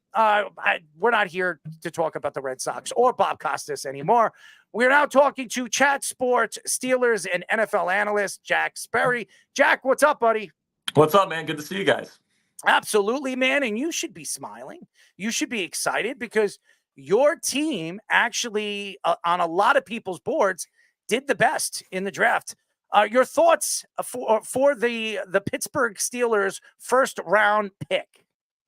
Yeah, so they took Troy Fautano, offensive tackle out of Washington, and he was the number 3 overall tackle on my board. I only had Olu Fashanu and Joe Alt above him on my board, and he was actually my number 1 draft target for the Steelers heading into the night. He was kind of my best case scenario, and the Steelers are actually reportedly trying to move up for him, and he ends up just falling to them at their selection. So that worked out great for them, and it looks like they're going to play him actually at right tackle. It looks like they're going to move Broderick Jones back over to the left side where he played in college, and it looks like the offensive line is really starting to shape up here in Pittsburgh. Yeah, you mentioned at the end of the last time we had you on, you had some interesting quarterback takes with this draft. So what are those quarterback takes, and has it changed with the landing spots that they ended up in? So it was interesting, right? Because I think everyone was shocked with the Michael Penix selection there at number 8, and everyone's like, "Oh my God, what the hell are we doing? We just paid Kirk Cousins $100 million. Now we're bringing in a new franchise quarterback in Penix." So that was interesting to me. I actually had Penix ranked 4th on my rankings this year of quarterbacks based on my film study and what I did pre-draft. I just thought Penix because it's just a little bit better than JJ McCarthy personally. I thought McCarthy had some accuracy issues, particularly down the field and throwing to his left. I thought Penix could make some really, really difficult throws down the field. And you could see rotating safeties, all these different things you want to see franchise quarterbacks do. Now, Penix doesn't really create much for you outside of structure, and that's kind of what you see from superstar quarterbacks nowadays. So I think Penix is actually kind of more like a Tua, where if you put the right offense around him, the right weapons, he can be a very functional starting quarterback in the National Football League. But I think Penix is somebody that is probably never going to be a superstar, but is going to be pretty darn good. But I really wish he would have gone to a place where he had a chance to play relatively early in his career. But there with Atlanta, it seems like he's not going to get a chance for at least the first 2 years of his career. Jack, we look at what Pittsburgh did in the 7 rounds in the draft, and they, like a lot of teams, went after offensive linemen, rebuilding the line. They went in the first round for an offensive lineman. In the second round, they went for an offensive lineman. And then all the way in the 6th round. No, I'm sorry, not in the 6th round. In the 4th round, they went for an offensive lineman. Are you surprised that obviously Pittsburgh is trying to rebuild their offensive line, and why? No, I'm not surprised whatsoever. Arthur Smith, their new offensive coordinator, he preaches physicality up front along the offensive line. And really, his offense really centers around the run game and protecting the quarterback. So if you can't do those two things are going to start crumbling under your feet really quickly. It's kind of what happened there with Atlanta a little bit. And I think that Mason McCormick, who they ended up drafting in the 4th round, a guard out of South Dakota State, somebody I was very high on. And, he played a lower level of competition there with the Jackrabbits. But he was dominant against the competition he went up against. I'm interested to see how he does in the preseason when he goes up against some of the best in the world here in the National Football League. But I think he might be their long-term plan at right guard. James Daniels, who's currently their right guard there in Pittsburgh, he's on the final year of his contract. So I think that they might prefer to let him walk in free agency next year instead of paying big money to an offensive guard. Might want to spend that money on a quarterback, either Justin Fields or Russell Wilson. We can talk about those two again if you guys want. But I do think that the Steelers have a very good offensive line right now, and they're actually injury-proof along the offensive line because you got Dan Moore Jr., who started at left tackle for them last year. He's going to be their swing tackle. So you got a swing tackle with lots of starting experience. Then Mason McCormick is somebody that I think is one of the best backup guards heading into the league, and he can play center as well. So I'm really excited about that. And then also Zach Frazier, who they drafted in the 2nd round, their center out of West Virginia. He's just a mauler, man. He's obviously Pittsburgh has a tradition of really good center play. And I think Frazier, being a former wrestler, super physical on tape, he's going to fit right in with the Steelers culture. A lot of our guys on our draft panel were saying this. Frazier was one of the steals of the 2nd round of any team, and he definitely could make an instant impact right there. And the Steelers, they have a great history of centers, so that makes a lot of sense. I want to ask about their 3rd round pick, though, Roman Wilson, another guy that a lot of both fantasy and draft analysts like. What do you think about the fit for him in Pittsburgh? So it's interesting because right now, I kind of figured the Steelers would go out and get another wide receiver because you have George Pickens on the outside. He's your true number 1 receiver heading into the year. And a lot of people kind of tabbed Roman Wilson as like a true slot wide receiver. He's a little bit smaller, but he's really good on those crossing routes from the slot. That's what Michigan did with him a lot, and he was fantastic at that. But I think right now the Steelers' plan for him might be to be the true Deontay Johnson replacement at the Z spot because you got George Pickens, who's a really good X receiver. You still need that true route runner on the other side, on the outside. And I think Roman Wilson's a really polished route runner. Now, is he going to be able to handle press? I guess we'll have to wait and see on that. But I know the Steelers are very high on Roman Wilson. I was really high on him coming out. He's a really good run blocker, too. So that's going to fit what Pittsburgh wants to do here with Arthur Smith. And, they want their wide receivers to run block. And one of the things I loved from Roman Wilson in the pre-draft process is he said his philosophy when it comes to run blocking is no block, no rock. So, I mean, I absolutely love that philosophy there from Roman. I think he's going to be a really good player, and I'm excited to see him in a Steelers uniform. We are talking to Chat Sports Steelers and NFL analyst Jack Sperry. Now, Jack, you look at what the Steelers did, but the Bengals, some people said, did pretty well in the draft. Also, the Baltimore Ravens. What were your thoughts of both those teams' drafts as well of your, kind of comparing them to the Pittsburgh Steelers? Well, I obviously, as a Steelers fan, I'm going to say we blow those guys out of the water. But at the end of the day, being objective here, I mean, obviously Cincinnati and Baltimore had pretty darn good drafts in their own right, and I think that Baltimore was definitely a team after losing guys like Patrick Queen and losing some of these players in free agency, they needed to replenish some spots on their roster for sure. And, I think that the Ravens are a team that's just going to be super dangerous heading into next year, man, with all the young talent they still have on the roster.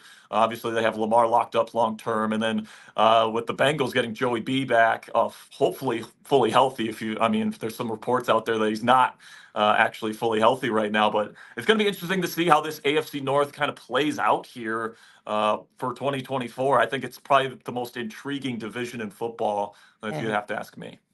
So one of the most intriguing picks from another team was the Raiders taking Brock Bowers, number 13. A lot of people were thinking, Brock Bowers could go top 10, but then he goes to a team that just drafted a tight end last year and still has a question mark at quarterback. What are your thoughts to that? Sense. I think it's interesting. Brock Bowers is a very let's just say explosive offensive weapon. You can use him in a lot of different ways, and having to deal with the size of Devontae Adams and then also the size of Brock Bowers, who I actually think is probably going to be more of their true slot receiver, kind of in the way that I think Atlanta's going to use Kyle Pitts this year, where they're just kind of like big slot receivers, and that's what Brock Bowers does best. Is he's such an explosive player, especially after the catch at his size. So, I heard some reports out there that the Raiders were doing like some sort of coin flip business with Brock Bowers or Terrion Arnold. And if that's the case, that's just a terrible way to run your football team. But Bowers is a good player. It's kind of interesting, but yeah, they had a need at quarterback, even though all 6 of the quarterbacks were off the board at that point. Unless they were going to take Rattler, which was never going to happen at pick 13. I think they should have gone corner, personally. Bowers is an interesting fit, though. I'm interested to see the ways that offensive coordinator Luke Getsy uses him in his scheme. Now, Jack, the NFL schedule came out yesterday. What are your thoughts to Pittsburgh's schedule for this year? Man, here's the thing, man. Week 11, things kick into gear, and you have 6 divisional games. All 6 of your division games are from week 11 to week 18. And we know how physical these AFC North games get. So they are going to take a pounding during that final stretch. And then the 2 games in that final stretch that aren't in the division are on the road in Philly, another physical opponent. And then you have to play the former champs on Christmas with the Kansas City Chiefs at Acrisure Stadium. So that's just an absolute gauntlet, especially if the Browns are good this year again, if the Bengals get back to what they've been doing with Joey Burrow, fully healthy, and then if the Ravens once again pick up where they left off last year, it's going to be an absolute gauntlet towards the end of the year. So Russell Wilson and the Steelers really going to have to take advantage of the first half of their schedule.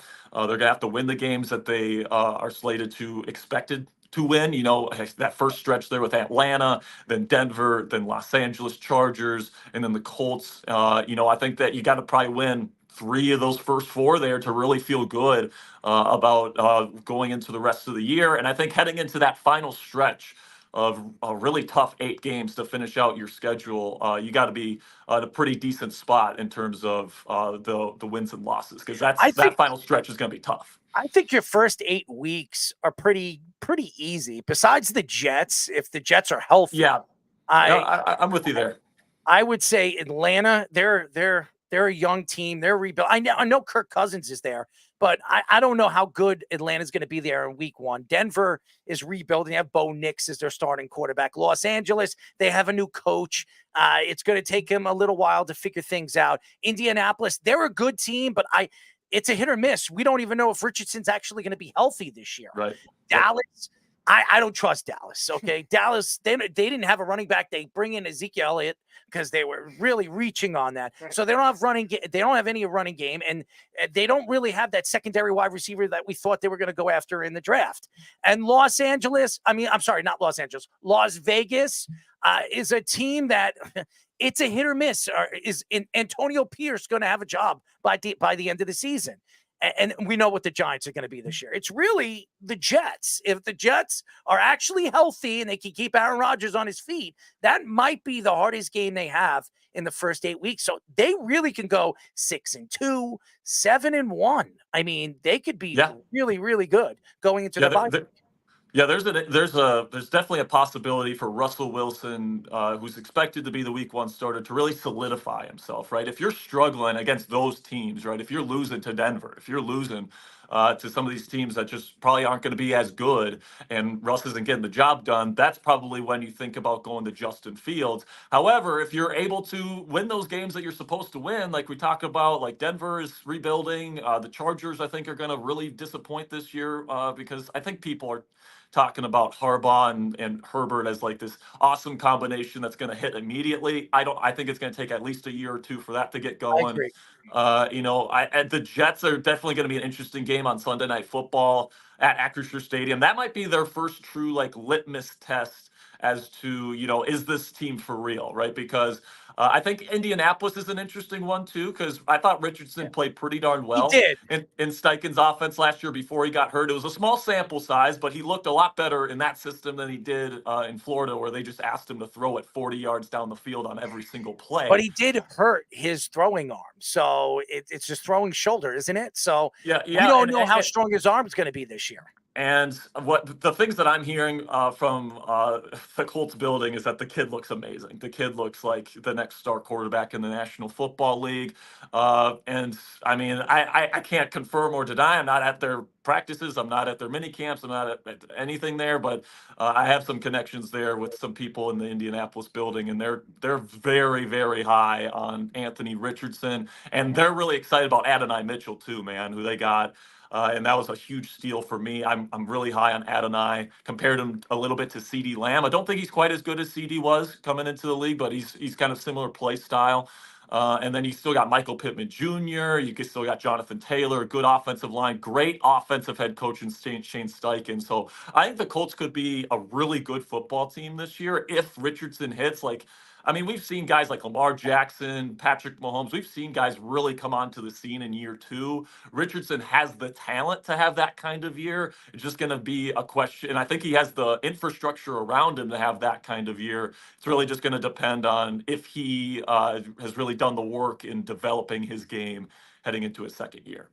So we talked about Arthur Smith with the use of the wide receivers, but the 2 running backs and the 2 tight ends with Najee Harris, Jaylen Warren, and then Darnell Washington, who I really liked out of the last year's draft, got hurt, unfortunately, and never really recovered. And Pat Freiermuth was pretty good, too. So what do you think will be the usage for him, no matter who starts at the quarterback? Yeah, so what Arthur Smith really liked to do, especially in his days there in Tennessee, is have 2 receivers on the field, 2 tight ends. He actually went to more 2 running back sets when he was with Atlanta, but he's somebody that uses 2 receiver sets more than just about anybody else in football.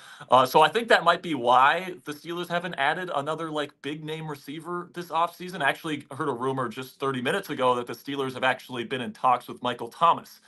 So watch out for that potential news coming up here. I think that's an interesting fit. But I think they really like Roman Wilson. I think he's plug and play, and they really like George Pickens, obviously. And then Darnell Washington is a very interesting kind of mauling run blocker type tight end that I know Arthur Smith is going to love to use in his offense. As everybody knows, we are talking to Chat Sports Steelers and NFL analyst Jack Sperry. Jack, we look at obviously the schedule, the NFL schedule, and we're going to get into it a little bit later in the show. And you look at some of these teams, Kansas City, obviously I looked at their schedule. This schedule is not hard. I mean, seriously, for a team that won back-to-back Super Bowls and is going on possibly to winning their 3rd, and that they would be the first team in NFL history. When you look at their schedule, is it a schedule for a 2-time championship team? No. Do you believe that the NFL is rigged when it comes to this? I do believe that the NFL sets it up. They want to see Kansas City be the first repeat type of championship team. Do you believe that the NFL had something to do with this? Well, obviously the NFL sets their schedules, right? Yes. So, I mean, obviously they have certain divisions that they have to rotate and all these different things. There's certain requirements, and they technically do have a first place schedule, right? So, I mean, Mhm. first place schedule within that division. I mean, it is what it is. I mean, I'm not Did really you look too at the worried about schedule? that, but it Did you is a look? pretty easy schedule for a reigning champion, though. It's I a will have to say really that. easy schedule. And I'm looking at Kansas City, and I'm actually a little bit disappointed with the way they've addressed the wide receiver position this offseason. I'm not really that high on Hollywood Brown, if I'm being honest with you, and I'm You don't actually like not. Xavier Worthy? And Worthy's fine. I thought there was better receivers on the board where they were drafting, especially because they traded up to get him. And honestly, he's pretty similar to Marquise Hollywood Brown, right? They're both kind of slighter guys that are win down the field. Now, I think Worthy might be a little bit more complete, but I did have some concerns with drops and and all these different things in Worthy's game. Is he going to be able to handle press coverage with how skinny he is? There's definitely concerns with Xavier Worthy, and I'm not sure if their wide receiver problem has really been addressed. I remember saying after the Super Bowl last year, I mean, it's just a matter of time until they get a legit number one receiver this offseason. And I think for all of us hoping that they don't win another Super Bowl this year, I mean, it looks like they haven't really accomplished that so far this offseason, at least in my opinion. So one team that you thought won, besides the Steelers and the AFC North teams, one team you thought was a winner, one team you thought was a loser in this draft. It's a good question. I mean, it's hard not to pick the Bears. I know that's chalk, but whenever you get Caleb Williams, who I actually think Caleb Williams is the most NFL ready to be a star quarterback in his rookie season ever in the National Football League. I think he is the most polished, most star ready quarterback to ever enter the league into his rookie season. Super polished footwork, some of the cleanest throwing mechanics I have ever seen. Obviously, we've seen the highlight plays. You guys are playing them right now. I mean, the absolute bazooka of an arm, really great instincts, both inside the pocket within structure and outside of structure. And also, he's got great instincts as a rusher, and he's just got the complete package, man. And, maybe you can talk a little bit about to be that guy. And all these different things. But, I think that in terms of his ability to throw the rock, and he's going to be throwing to Rome Odunze, who's going to be fantastic, DJ Moore, who I think is a legit number one receiver, and then Keenan Allen, who's one of the best slot receivers in the game. I mean, I think that this Bears offense has a chance to be one of the best in football right away, and for Caleb Williams to have one of the best rookie seasons of all time. I'm going to tell you this. I love Caleb Williams. I'm right there with you, man. Speaking he's so good. high of him, and I've had many different analysts on this show for years, for 2 years, telling me he's not going to be the number one pick. He's not as good as everybody says he is, and I beg to differ. I think this kid's going to be a star in the league, and I think they've put the right players around him. Keenan Allen's going to be a great player around him. Now you give him Rome Odunze. It looks like they're building good chemistry around each other. I mean, the talent that they have. Oh, and by the way, DJ Moore too. They're and Swift too. They bring Swift in. I mean, they're explosive offensively. They could be as explosive as any team in the league. I think offensively they're going to be good. I think offensive line, they played well last year, especially in the second half. I want to see how this offensive line is going to work when you have a guy that can move inside and out of the pocket and do everything on the run. I mean, this guy, like you said, could be one of the best polished quarterbacks we've seen in his first year in the NFL. By the way, there was a guy named CJ Stroud that looked like he was breaking records last year too, who was very impressive. So do you think he's better than a guy like CJ Stroud this year in his first year? Lots of things can happen over the course of an NFL season, and CJ Stroud just had arguably the best rookie season we've ever seen. So it's hard to be like, yeah, for sure, this guy's going to do better than that. But, when you look at the situation that he's being put in with all the weapons and the improved offensive line, and, he's got an offensive coordinator too, by the way, in Shane Steichen, who knows what he's doing. That guy has a history of developing quarterbacks. So I look at somebody like Caleb Williams, and he's the most complete quarterback prospect that I have ever evaluated entering the National Football League. I think he's the best overall quarterback prospect to ever enter the league. That includes Lawrence, that includes Luck, that includes Elway. I think he's the real deal, man, and I think he's going to be a star immediately. And it really wouldn't surprise me if he has the best rookie season that I see in my lifetime. I think it's going to be just just fantastic. So if you were the owner of the team, would you give him a piece of the team?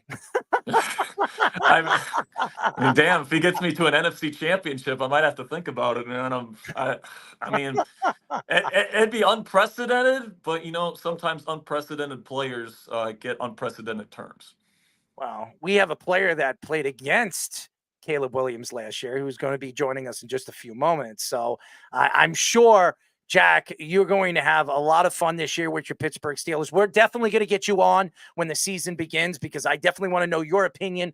I think the Steelers have a very good chance to go 6-1 in their first 7-8 games this year. I think they're that good, and their schedule works in their favor. I'm not going to trust Indianapolis. I have to see what Richardson's going to be this year with that arm. Yep. But the only team that I think they're going to be challenged against, and that only because, I'm not saying because I'm a Jet fan, because I see the talent that the Jets put together this offseason.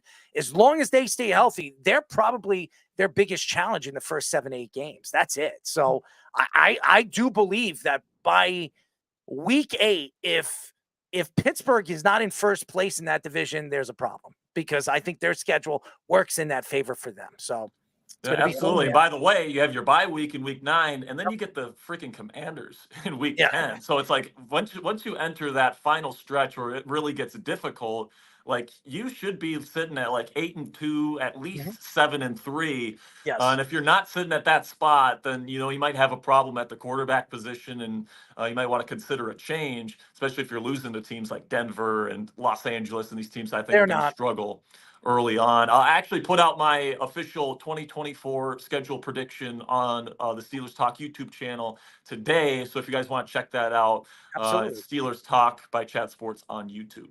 Well, it'll be fun, man. I can't wait to see what Pittsburgh's going to do this year. I like the Pittsburgh Steelers. I've always liked Mike Tomlin. I always root for him. Obviously not against the Jets, but everybody else I root for him. So I like the Pittsburgh Steelers. I like what they stand for, and I like their fans. I believe the Pittsburgh fans are really the America's team. I think the Pittsburgh Steelers they're are the real America's deal, man. team. They're crazy. They love football. They know football too. They're super intelligent, and they know their players. And they know their team. So I think they're the real America's team. Everybody keeps saying the Dallas Cowboys, but over here in New York, I see more Pittsburgh Steeler fans than Cowboy fans. So, and everywhere I've gone over the years, I see more I see more Pittsburgh fans and those, what do they call those? Terrible towels. Those terrible towels. Oh man, those isn't that a beautiful sight when you see all those towels at an opposing arena? It's just beautiful. It's not, especially when I go to a Jet game and I have to see well, at least the Steelers and Jets are playing at Acrisure this year, so it won't be too embarrassing for you then. Well, thank you. Thank you for giving me that hope. And by the way, I actually predicted the Jets to beat the Steelers in my prediction video today. I think that Rodgers I think it'll be a good game, but I think Rodgers will deliver a game-winning drive. I do. I think I think that's their only loss in their first. I think their first 8 games. I think Pittsburgh could win their division. I predict Pittsburgh could win 13 games this year. So yeah, I projected 12 wins for the Steelers this year in my final projection. I think that they won 10 games with Kenny Pickett, Mitch Trubisky, and Mason Rudolph last year, man. And yeah, that final stretch is going to be tough on you, but also that's going to build character, man. You're going to have 8 games in a row against potential playoff opponents to finish out your season heading into the playoffs. So you're used to playoff intensity. You're used to playing these playoff caliber teams. They're going to be battle tested and ready to go come playoff time. And if Russell Wilson's up to the task here, and I think he might be, Steelers might be dangerous come postseason time. Well, let's not hope it's Russell Wilson and it's Justin Fields, because I can't stand Russell Wilson. Well, if you want to see Justin, then they're going to have to lose games. Well, I want to see Justin. Or he's going to have to get hurt. Yeah, one of the two has to happen. I don't want to wish anybody getting hurt, but let's hope Justin Fields is on the field week 1. Anyways, Jack, we love you. Keep up the good work. We'll talk to you soon, buddy. Absolutely. Happy to come on anytime, guys. Appreciate you. Jack Sperry, ladies and gentlemen, he's great. He knows his Pittsburgh Steelers. He knows his football. As you hear him, his in title craziness. I'm crazier than that when it comes to the Jets. Wait until you go. I go through my schedule with the New York Jets and I throw up. Anyways, when we come back, ladies and gentlemen, we will have our sports minute with Tommy Scoops. But when we come back, we will have a very special guest. First time on our show, Oregon Ducks senior left guard Marcus Harper. And by the way, is going to be a high draft pick next year. I watched him play this year. He played every single game. He's sensational. We will have him here on the Sports Loudmouth when we come back here every single week on Thursday nights. But first, our Sports Minute with Tommy Scoops. This is the Sports Loudmouth Sports Minute Are you ready to get loud? with Tommy Scoops. As promised, ladies and gentlemen, I am back for another report of the Loudmouth Sports Minute. The man Tommy Scoops to give you guys all the rundown. And currently, over in the NBA, Cavaliers guard Donovan Mitchell could be on the move this offseason as the Heat are seriously emerging as contenders to team him with Jimmy Butler in Miami. Cavaliers center Jared Allen is also possibly on the move with possible Nets reunion currently in the mix for a landing spot. Over in the MLB, the Yankees' newly acquired star player Juan Soto said he is open to negotiating deal to stay with the team. Soto said he is currently focused on the game right now, but his door is always open for discussion. Finally, in the NFL, the Bears have finalized the deal signing fifth-round Kansas University defensive end Austin Booker. Now I'm going to get into Scoops' scores, where currently over in the MLB, New York and Philly have a 2-2 tie right now, with Tampa Bay having a 5-1 lead over Boston. Pittsburgh currently has a 3-2 lead over Chicago, and over in the NHL, the Hurricanes have a 3-1 lead over the Rangers. That's currently all the time I have right now for you guys. Of course, going to kick it back to the boys for their next guest on the Sports Loudmouth. This is the Sports Loudmouth.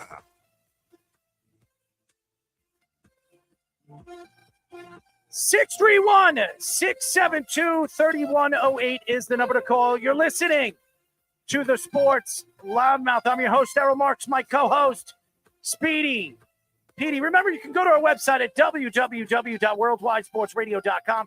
Check out all our shows throughout the week, including the Loudmouth with me and Speedy Petey, every single Wednesdays and Thursdays at 7 p.m. All you have to do to tune in and check out all our local listings for all our shows is go to our website at www.worldwidesportsradio.com. Oh, man, Jack Sperry, fantastic. As always, Speedy, he's fantastic. He knows his Pittsburgh Steelers. He knows his NFL. But this guy, he's never been on our show. We've interviewed how many players from his team? Two of them. And this is the third on the Oregon Ducks. We're very happy to have him on. We are now talking to Oregon Ducks senior left guard, Marcus Harper. Marcus, what's up, bud? What's up? How's everybody going?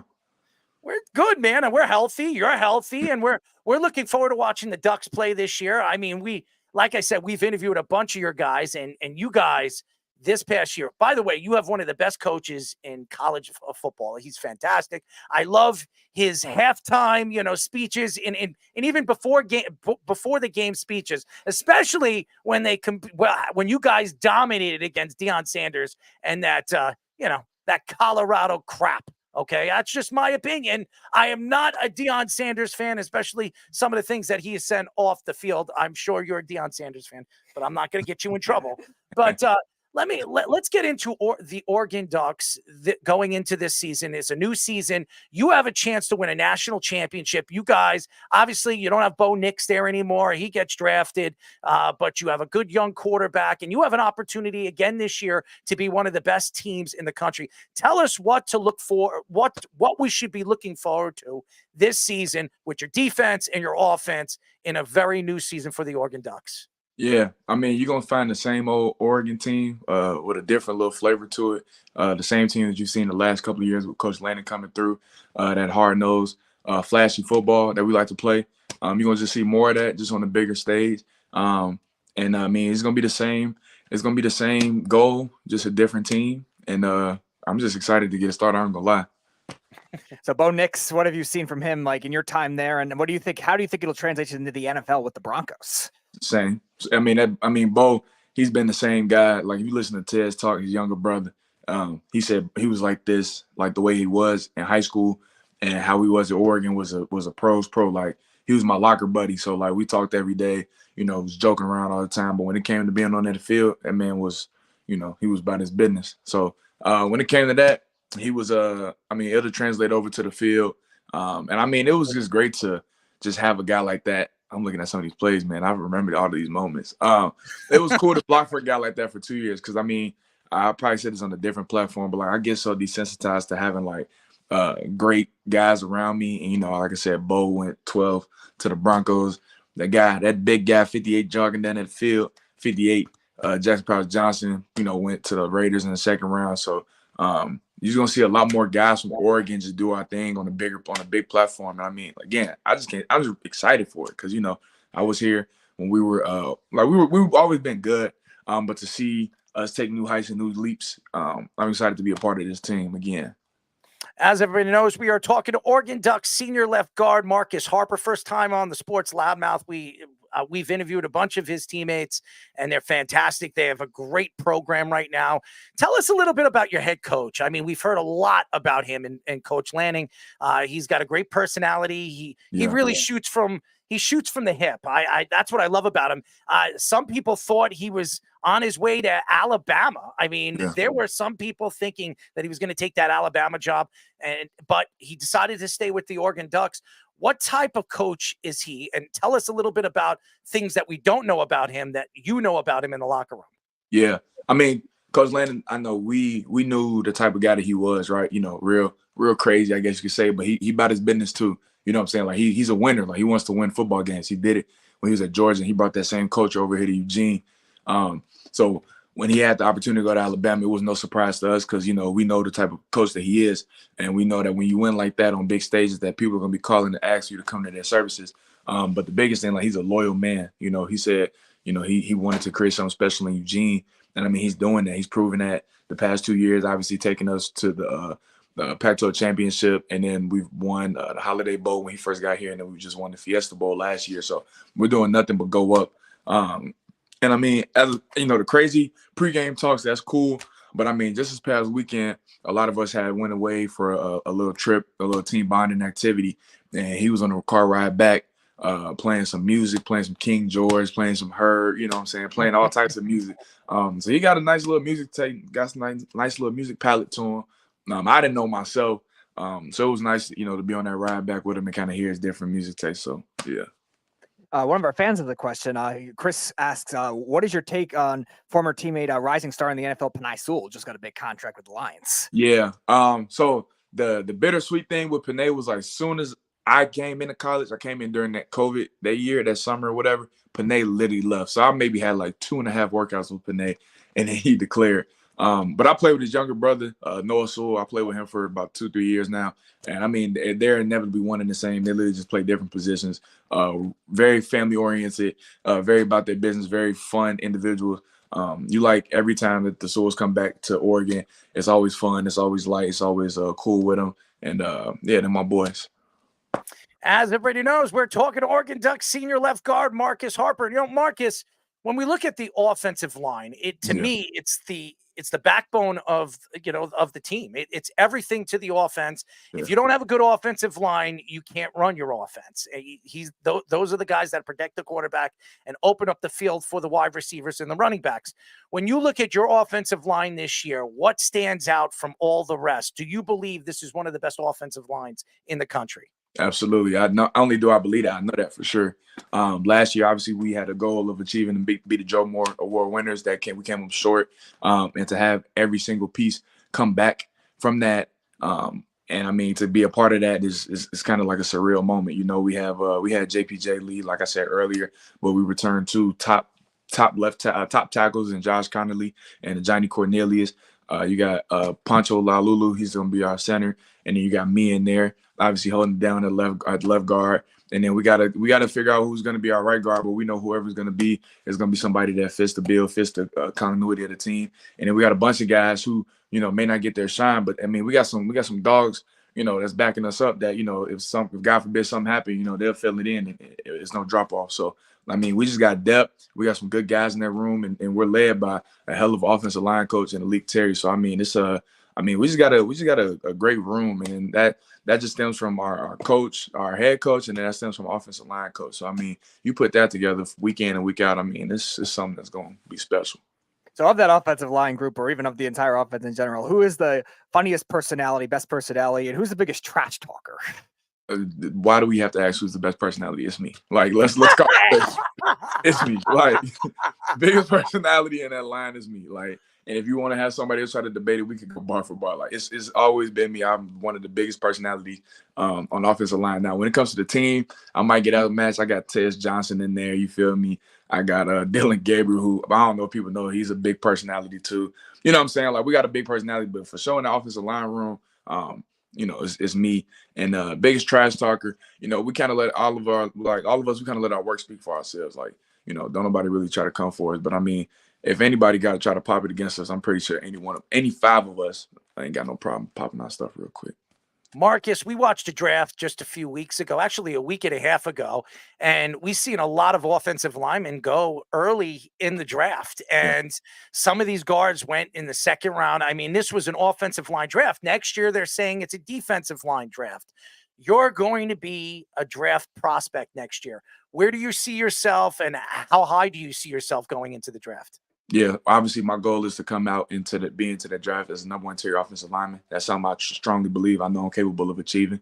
And I'm just putting in the daily deposits with my team to make that and make our team goals a reality. You know what I'm saying? When the draft comes, I'll deal with all of that stuff. But right now I'm really focused on, like, you know, making sure, like, Oregon, we set straight so that we can go ahead and, you know, take over the Big Ten. So what are your any NFL offensive line? Speedy, I like this guy. Yeah. I do. He's very confident. I like confident people. I'm a confident guy. Yes. Yeah. Any offensive lineman that you looked up to growing up when you in your time watching football and even playing football as a youngster?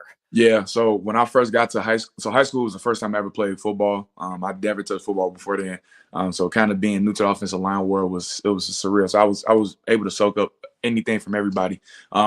So I would say the biggest inspiration obviously is the consensus Larry Allen, right?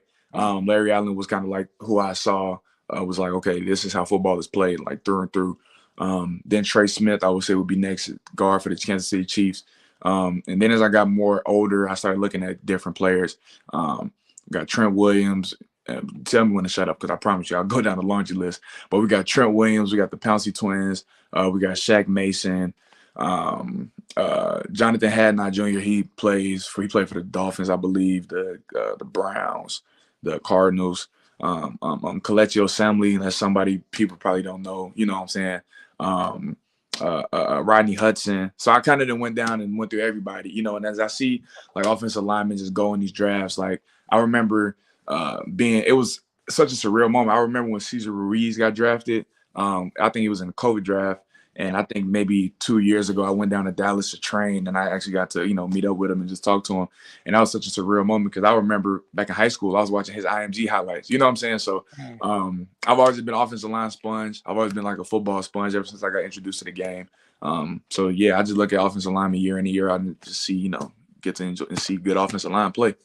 Well, I got a chance to watch you play this year. When Speedy told me that we were going to have you on the show, I was like, I know who Marcus Harper is. And I watched a couple of Duck games this year. I don't really watch a lot of college football until the end of the season. I get that.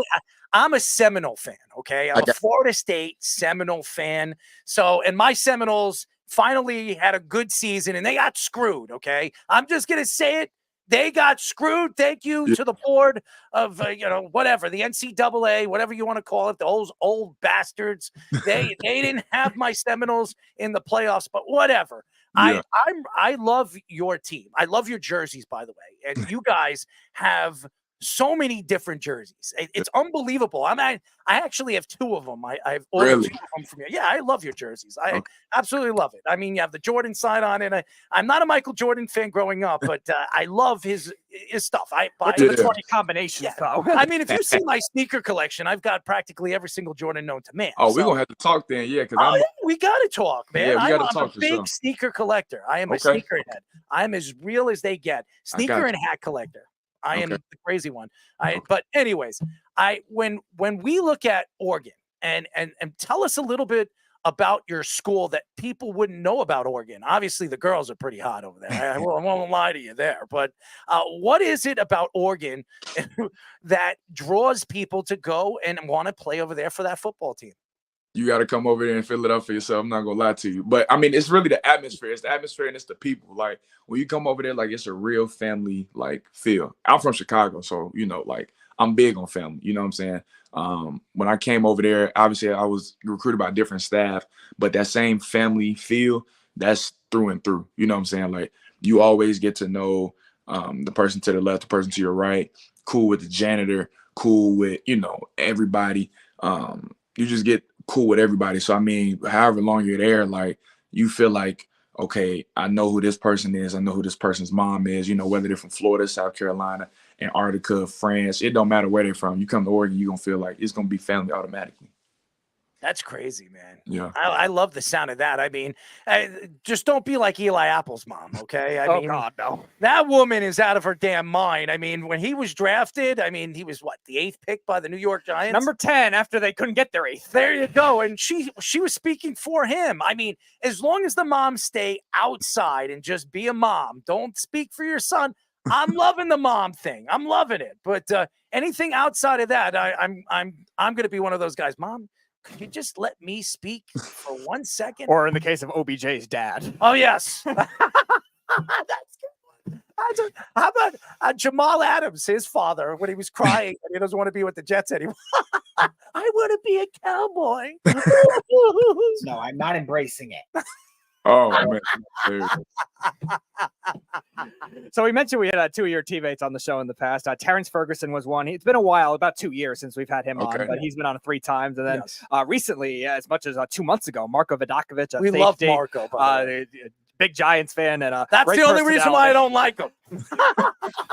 So any interesting stories? What are they like as teammates? I mean, Ferg is really he's more quiet than what you think. You know what I'm saying? Like, you got to really get to know Ferg on a personal level to really get, obviously to have him open up. But he's a great, kind-hearted individual. One of our leaders on the team. Everyone's always looking at Ferg. Big playmaking ability, obviously. But obviously he's a very much of an artist. Is tatted head to toe with tattoos. And it's honestly it's put together it's a masterpiece. At first you didn't really understand it, but as you've seen Ferg grow and become more mature, Ferg, a great human being. Marco is just like a little lightning bolt and a little hamster wheel. You know what I'm saying? When we first got to college, Marco's been like that ever since I met him. You know what I'm saying? Very passionate about whatever he's talking about. But yeah, they're both very, very, very great teammates. Oh, you said masterpiece, and I got a song for you. Every time when you go into the locker room, you ever heard that song? I found a masterpiece in you. He'd probably think, what? Come on, Harper, what are you doing, man? What are you doing? Marcus, now I'm starting to worry about you. I mean, serious. You're like, what kind of music you listen to, Marcus? I mean, listen, I'm a DJ, so I know all about that. Okay. Okay. Yeah, I am. I am a DJ. I've been doing it for a very long time. We are talking to Oregon Ducks senior left guard, Marcus Harper. Great personality, as you can see. It seems like all these Ducks. I mean, not the Mighty Ducks. They're the Oregon Ducks. So let's not get it twisted here. This is not the hockey team. It's not the Disney Channel movie, okay? But hey, listen, if you can sell me on that, I'd make a movie for you. Maybe guys. That'll be Oregon's next jersey. They can adopt the Mighty Ducks color That's a good scheme. idea. That is a good pitch. I ain't gonna lie. That is a great pitch. Good idea. I think that's the jersey I have right down the left-hand side, the yellow one. That's a nice jersey. That was actually my jersey I wore in my first career start against Eastern Washington. Oh, that's a nice one. I love that jersey, man. Yeah. That is a fantastic jersey. But Terrence Ferguson really, gave us a little bit about, and I think Terrence is going to be a great NFL prospect. I think the guy could be a first or second round talent. That's how good he is. Yeah. We haven't had Terrence on the show for a while. And Yeah. and when he came on the show, it was so funny because he had his dogs in the background. They were barking. And he was sitting at his desk in his room, his bedroom. And I'm like, he's sitting there. And this is a guy that's like 6'6". Yeah.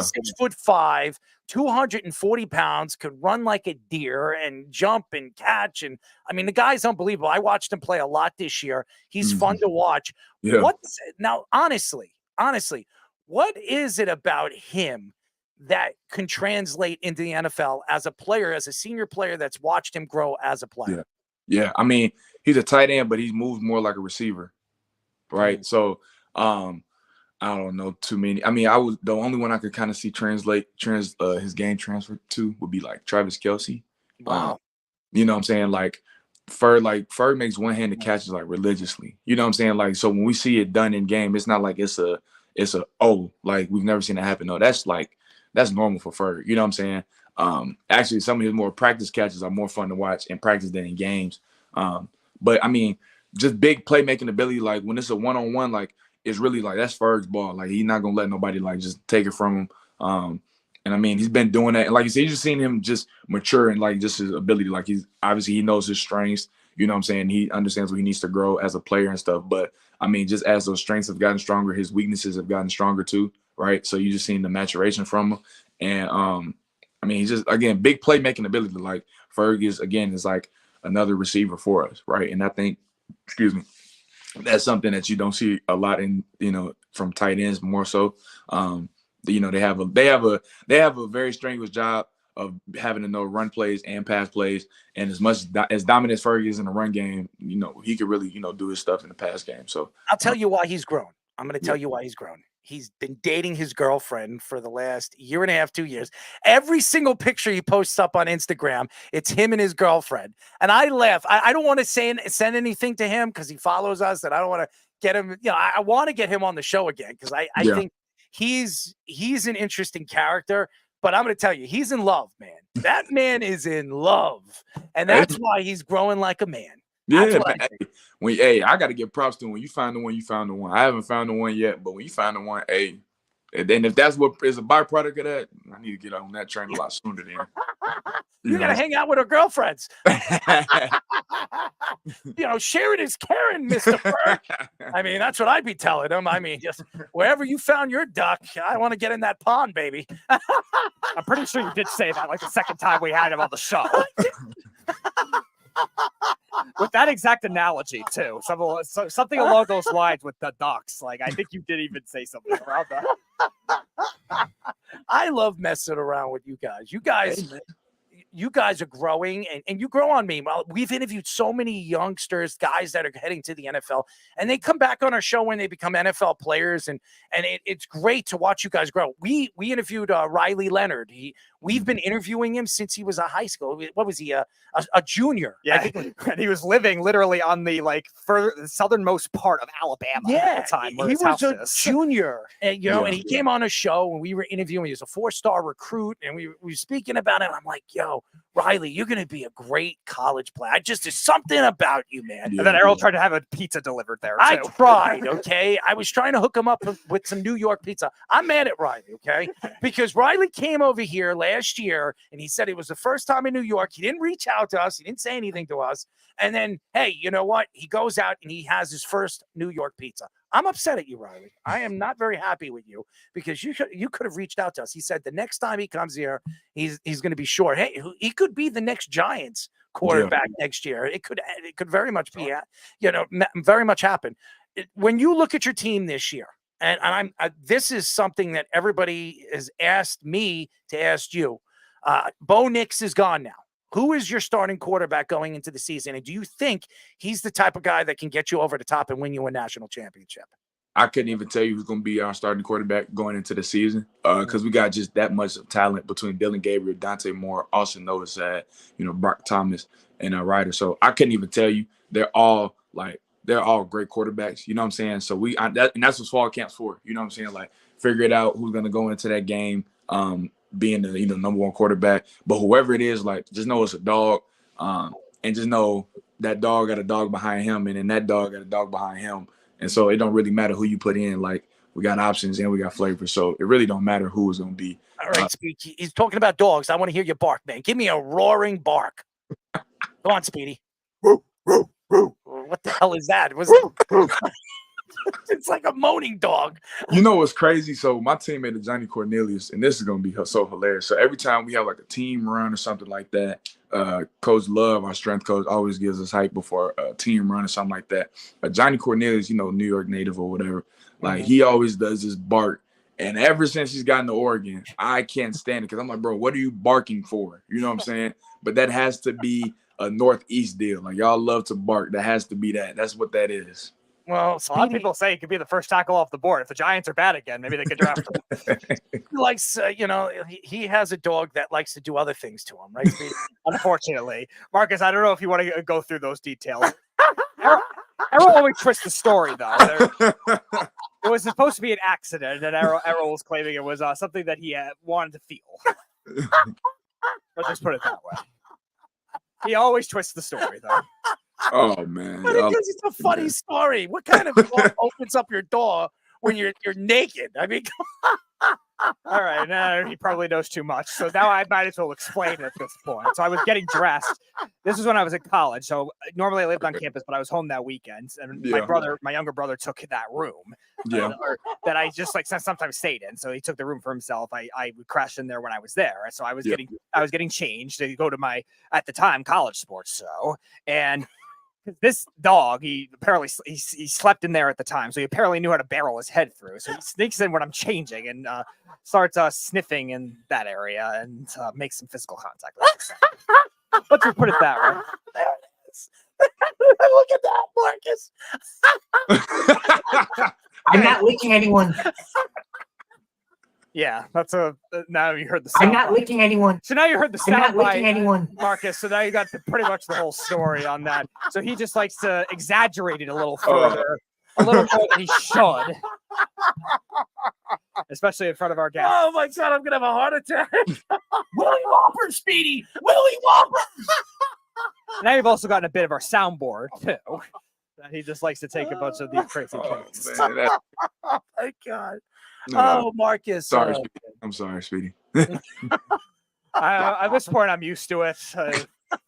Again, it was brought up 5 years ago. Who knows? I might have been. And it hasn't died down since. It has, no, it's the opposite. It's been further exaggerated. You know how it was brought up, Marcus? We were just hanging out on the show, and I said, "What is the craziest thing an animal's ever done to you?" And you would think that nobody would actually say anything like this. Speedy would tell the story, and I'm sitting there, I'm like, "Are you serious?" So Speedy, you wear it with a badge of honor, really? That's what I'm hearing. Yeah. Allegedly, that's how he's going to make it portrayed, I guess. Oh, shit. All right. I don't think that's the issue, Scoops. I think it's more of what's wrong with my dog at that moment. Well, your dog likes to do other things, right? Unfortunately. You said you're good for you. Oh, that's true. Good for me. And the answer is him. Well, your dog likes to hump you. Yeah, I know. Thank you for noting. Well, here's the thing, Marcus. You don't ever want to go to Speedy's house. That dog might do things that you never imagine it to do. I'm okay. All right, man. Well, there you go. You're a big guy. You can throw him off. Right, I say you're big enough to fend him off. Don't worry. Anyways, Marcus, listen, this is the first time you're on the show. You're fantastic. Great personality. We'd love to get you on during the season when you have your break. Speedy will reach out to you. Let's talk. I mean, you're a big sneakerhead. I'm a sneakerhead too. I'm a big Jordan head. Let's talk, man. Yeah. Absolutely. Right now, what's your favorite Jordan that you have right now? I have a limited edition sneaker, a Jordan sneaker that was made. Only 3,000 of them made. It's a $5,000 sneaker. Okay. I've wore it twice. Okay. It was the 9s. It's gold. It's gold. Gold. What is it? I guess it's blue and it's like gold plated, like 14-karat gold. Okay. And I have it, and I've wore it once, and everybody told me, "Why are you wearing it?" But I wore it. You gotta wear your shoes. Yeah, I gotta wear it. And it's about $5,000 right now, and it's gonna go up every single year. I bought it a couple of years ago, and it was rare. Only 3,000 or 2,000 of them made. So that's the sneaker that really stands. I mean, I have a loaded Jordan ones. Yeah. I mean, what size are you? Hey, listen, sharing is caring. That's not even that, though. I think the biggest thing is like I'm a size like 14, 15. So anybody you're too big. You're too big. Yeah, I'm saying anybody with some good sneaker plugs that got bigger shoes, just in the DMs, just send them my way, because that's the real hard part about trying to be. I'm going to help you out. We have a lot of NFL players or ex-NFL players that have been on the show that owns sneaker companies. So anytime, I mean, Speedy, you know who I'm talking about. I do, and he's traveling right now, but he says he wants to join again in June. So I'm going to hook you up, my bro. Okay. I am going to hook you up. I'm going to talk to him, and I'm going to have him send you a couple of pairs. He is fantastic. And Speedy, what's his name again? Antoine Harris. He's a safety. Oh, okay.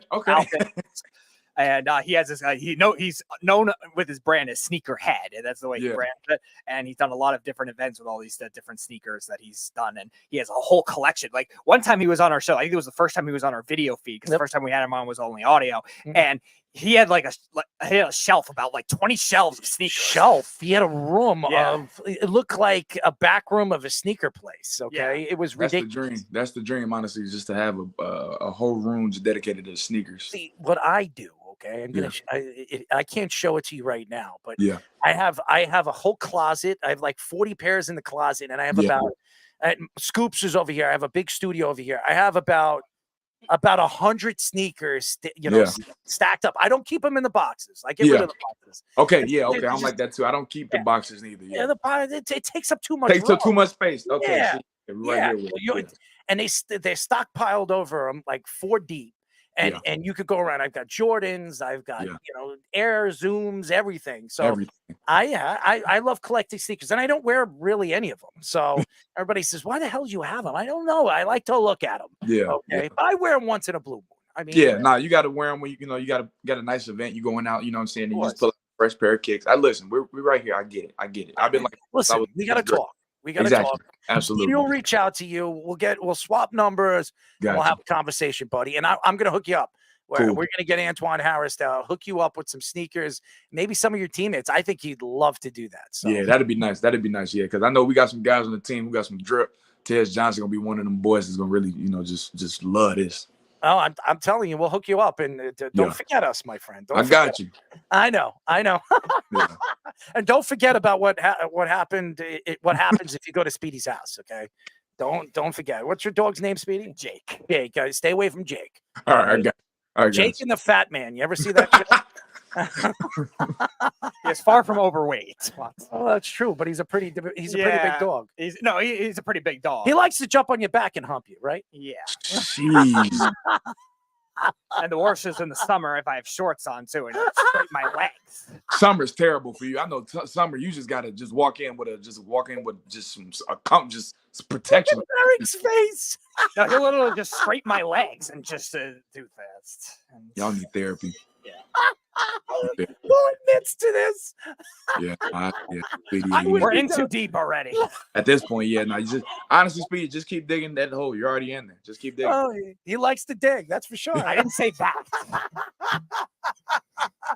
I didn't say I was encouraging it. I would say we're in too deep already that I might as well just. I love that movie with LL Cool J. Omar Epps and LL Cool J, In Too Deep. Great movie. Marcus, you're fantastic. We'll talk to you soon, bud, and we'll be in touch, buddy. All right, cool, for sure. Appreciate you guys having me. Absolutely. Marcus Harper, ladies and gentlemen. Fantastic. Another Oregon Duck who's been on the show and a great personality. All these Oregon Ducks, they have great personalities. And you know what?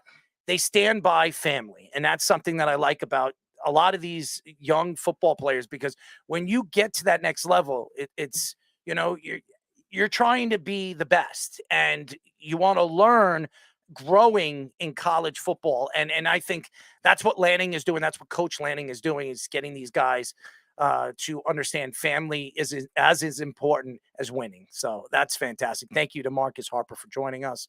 And when we come back, Mr. Mountaineer himself, Derek Mountain, for Let's Parlay. But first, our Sports Minute with Tommy Scoops. This is the Sports Loudmouth Sports Minute. Are you ready to get loud? With Tommy Scoops. No wasting time, guys. We all know what time it is. The Loudmouth Sports Minute with Tommy Scoops, as always. Getting straight into the NBA with trade rumors circulating around guard Donovan Mitchell possibly leaving the Cavaliers. Mitchell said that he is happy where he is in Cleveland. Mitchell also called out reports about frustration in the locker room and against his own teammates. Other NBA news, the Jazz are apparently expressing interest in Bronny James, as the team could possibly select James with the team's 32nd pick in the 2024 NBA draft. And finally, over in the MLB, Dodgers pitcher Emmett Shane is out for the season after undergoing Tommy John surgery today. Now it's going to be time for Scoops and Scores. We're currently over in the MLB. Tampa has a 5-4 lead over Boston. Pittsburgh has a 5-3 lead over Chicago, with Houston having a 6-0 lead over Oakland. And currently, right now in the NHL, the Hurricanes have a 3-2 lead over the Rangers. And in the NBA, the Timberwolves have a 31-14 lead over the Nuggets. It's currently all the time I have right now for you guys. And I kick it back to the boys, of course, for their next segment on the Sports Loudmouth. This is the Sports Loudmouth. Willie Whoppers, Speedy! Willie Whoppers! How thick do you like the beef? I want you to slide it right in. Like that. Don't control your subconscious. Not embracing your nonsense. I'm not licking anyone. Man, black man. Zero interest in putting balls into a. Derek, you look so confused, and I don't blame you. 631-672-3108 is the number to call. Remember, you're listening to the sports. I hope you're remembering. You're listening to the Sports Loudmouth. I'm your host, Errol Marks, my co-host, Speedy Petey. Go to our website at www.worldwidesportsradio.com. Check out all our shows throughout the week, including the Loudmouth with me and Speedy Petey every single Wednesdays and Thursdays at 7 p.m. All you have to do to tune in and check out our local listings for all our shows is go to our website at www.worldwidesportsradio.com. It's been a great show. Jack Sperry, Marcus Harper, fantastic. Marcus, first time on a show. Jack, as always, giving us his great intake of sports and, the Pittsburgh Steelers, as always. But now, ladies and gentlemen, we do this every single week. We don't have any Wes. We don't have Chaz. We only have Derek, Mr. Mountaineer, for our Let's Parlay segment.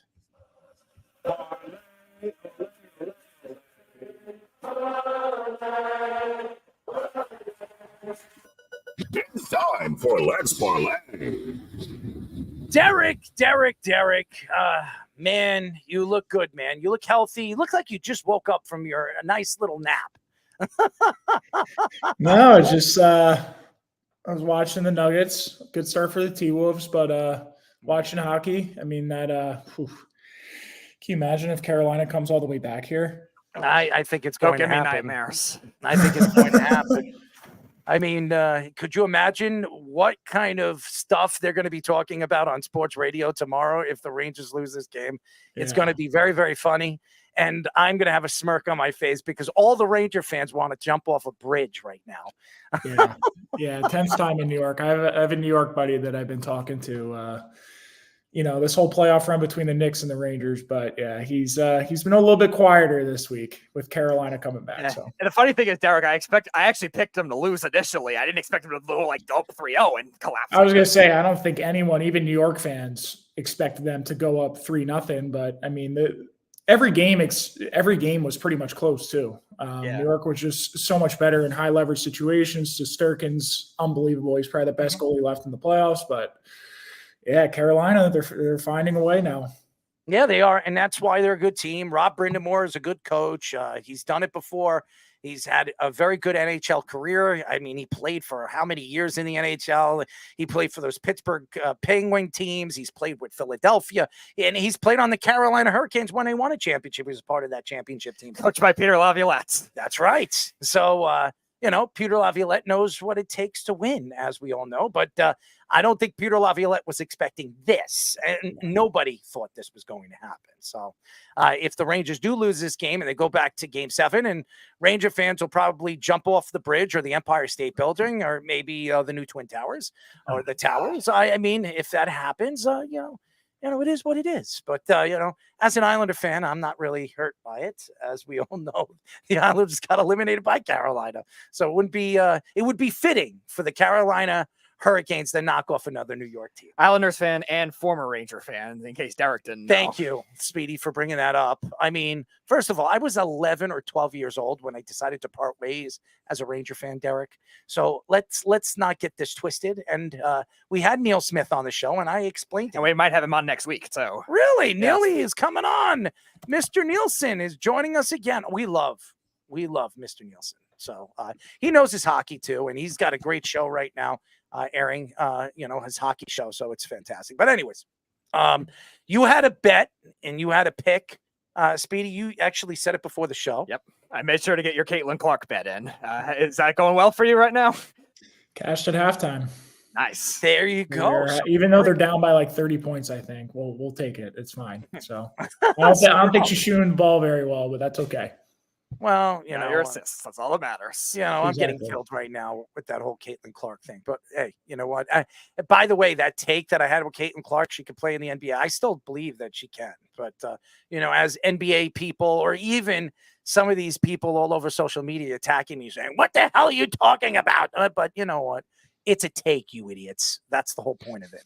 Anyways, are you ready, Derek? I'm ready. All right, here we go. You know the rules to this. Your top 3 picks and then your parlay pick as your number 4. Here we go.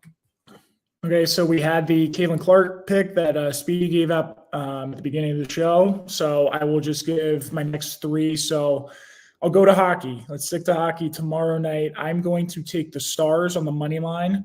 They're short underdog. I've seen them anywhere from plus 100 to plus 105. I just don't think I necessarily agree with that price. I think it should be closer to a pick 'em. I know they're on the road, but Jake Ottinger, their goalie's been much better on the road. He has a 96 save percentage on the road at Colorado this series. Much better goalie. I'm expecting a close game. I know that Colorado kind of ran away with it last night, but second straight elimination game. This is a much more balanced Dallas team. They have top talent with Jason Robertson, Wyatt Johnston now coming on really strong this postseason. They can skate with Colorado. I think they're much better on the back end. They have the better goalie. So give me the team that's not necessarily as top heavy as Colorado, but they're much deeper. They're much more sound. They have the better goalie and what I expect to be a close game. I don't agree with the price that they're an underdog. So give me the plus money on Dallas tomorrow. Sticking with tomorrow, I'll go to hoops.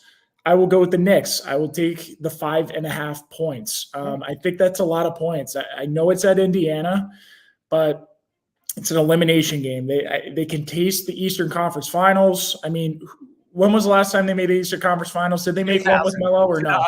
2014 or something when they lost to LeBron with the Heat. Yes, I was going to say they made one appearance with Melo, but I mean, this team's a lot stronger. And it's been a back and forth series. I know the home team has won every single game in this series, and Indiana is going to be buzzing tomorrow, but I think the Knicks found something last game, putting Miles McBride in the starting lineup. They had an adjustment period without OG Anunoby, and I think they've kind of overcome that. And they just have absolutely killed them on the glass, right? 53-29 last game. They're starting to speed. Indiana wants to play fast, but they were turning the ball over, really chaotic, really sloppy with the ball last game. I think New York's physicality is wearing on them.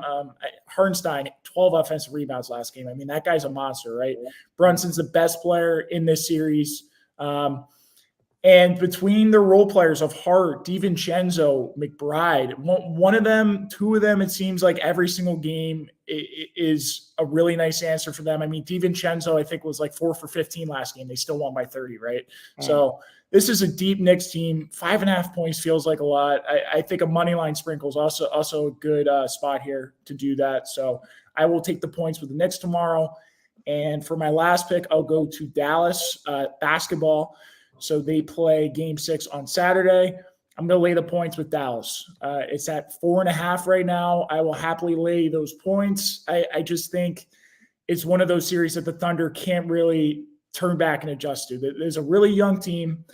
They came out, got the 1 seed this year. It's been an unbelievable season for Oklahoma City. Absolutely nobody. I don't even think their fans, their organization had in their wildest dreams thought that they would be the 1 seed in this Western Conference, but they just don't have the scoring juice to necessarily keep up with Dallas. And what's been a really low scoring series, but Luka just started getting going last night with his triple-double. Kyrie Irving really hasn't even played that well yet, and they're still up in this series 3-2.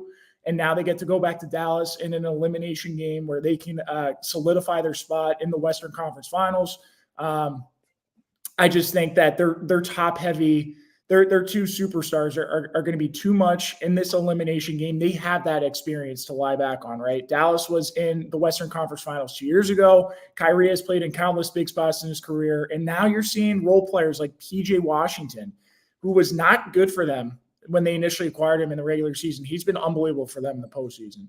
Daniel Gafford, same deal. Derek Lively has looked like a great draft pick for them. So they're starting to gel at the right time. I just think for the Thunder, it's probably not their time yet. I think maybe next year, next 2 years is probably they're going to be more of a threat in the Western Conference, but right now it might be a little bit too early for them. Well, I'm going to agree with you on that. I like OKC. I like Love OKC. OKC. They're great, but it's probably not their time yet. They have a bunch of young players and they have a ton of draft stock coming up, and they can use that to add another superstar player if Joel Embiid wants out or anybody. I mean, you're hearing Giannis could want out if Damian Lillard could head. I mean, you're hearing now there's rumblings that Donovan Mitchell could be heading to Miami, and if that happens, what does that say about some of these other guys that could be asking out? I think one of those Phoenix guys between KD or Booker. Wouldn't it be shocking? I think obviously that owner's also an idiot, but yeah. Well, we all know with a new owner, new stupidity. So hey, you know what? I do believe Kevin Durant makes more sense now. I could see them keeping a guy like Devin Booker because you have Budenholzer over there. They need a star player that they could build around, and it seems like. But you know what, does Devin want to start to rebuild with a new coach and try to build through that? I don't know if he wants to. I think he might want out too. So yeah, for someone who's dealt with that for the first 5 years of his career. Yeah, so he might want out. He's I think he has 2 years left on his contract, and he can go wherever he wants. So, and Phoenix is going to try to overload and try to give him as much as they possibly can to keep him there, but maybe he doesn't want to be there anymore. I don't know. I don't know what he's thinking, but it's crazy. With the NBA, you just don't know if these players actually want to stay there. So you see this every single year. There's a player that comes out. I mean, Dame Lillard wanted to go here, wanted to go there. Now, who knows? Could you imagine Dame Lillard and Donovan Mitchell go to Miami to play with Jimmy Butler? Could you imagine that?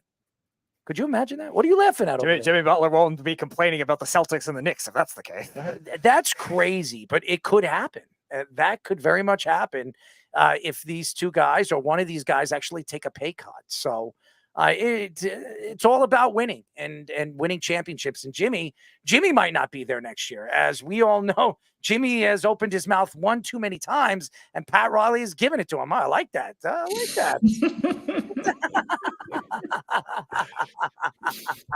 Look at that. Fish giving Derek and all the mountains. I like that.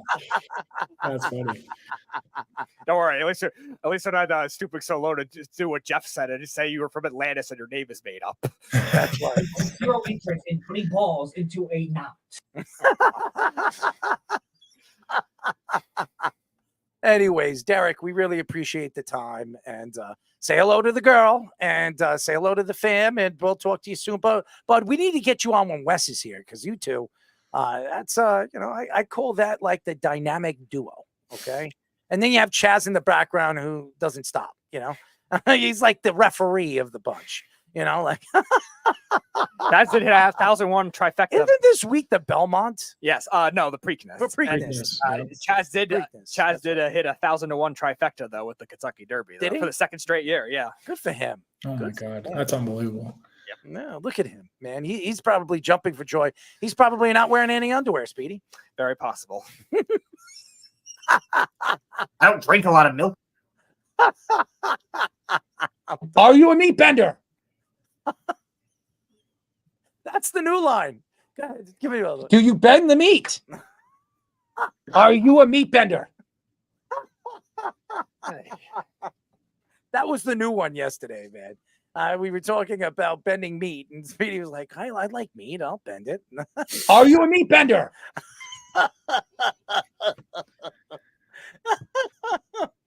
Anyways, I'm right now content with the fact the Rangers tied it up to be annoyed at all this other stuff. Ooh, wow. All right. I'm gonna go watch the end of it. Thanks, boys. All right, man. It's a pleasure. Thanks, Derek. Derek looks like he's rooting for the Rangers. It seems like it. I'm sure the Rangers.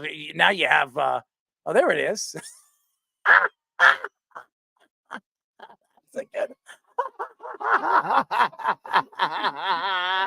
Disclaimer for those of you who are trying to make assumptions. The last meat bender. All right. Disclaimer for those of you watching on the video feed.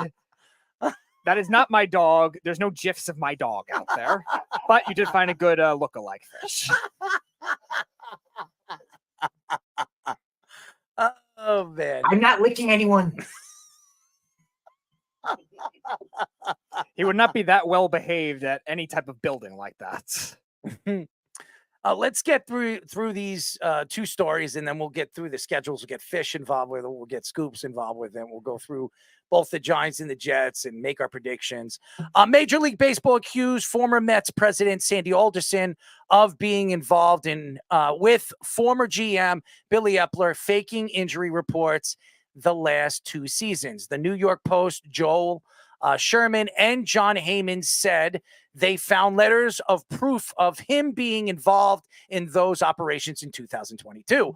Alderson said he denied writing those letters and denied tipping off Major League Baseball for investigating Epler.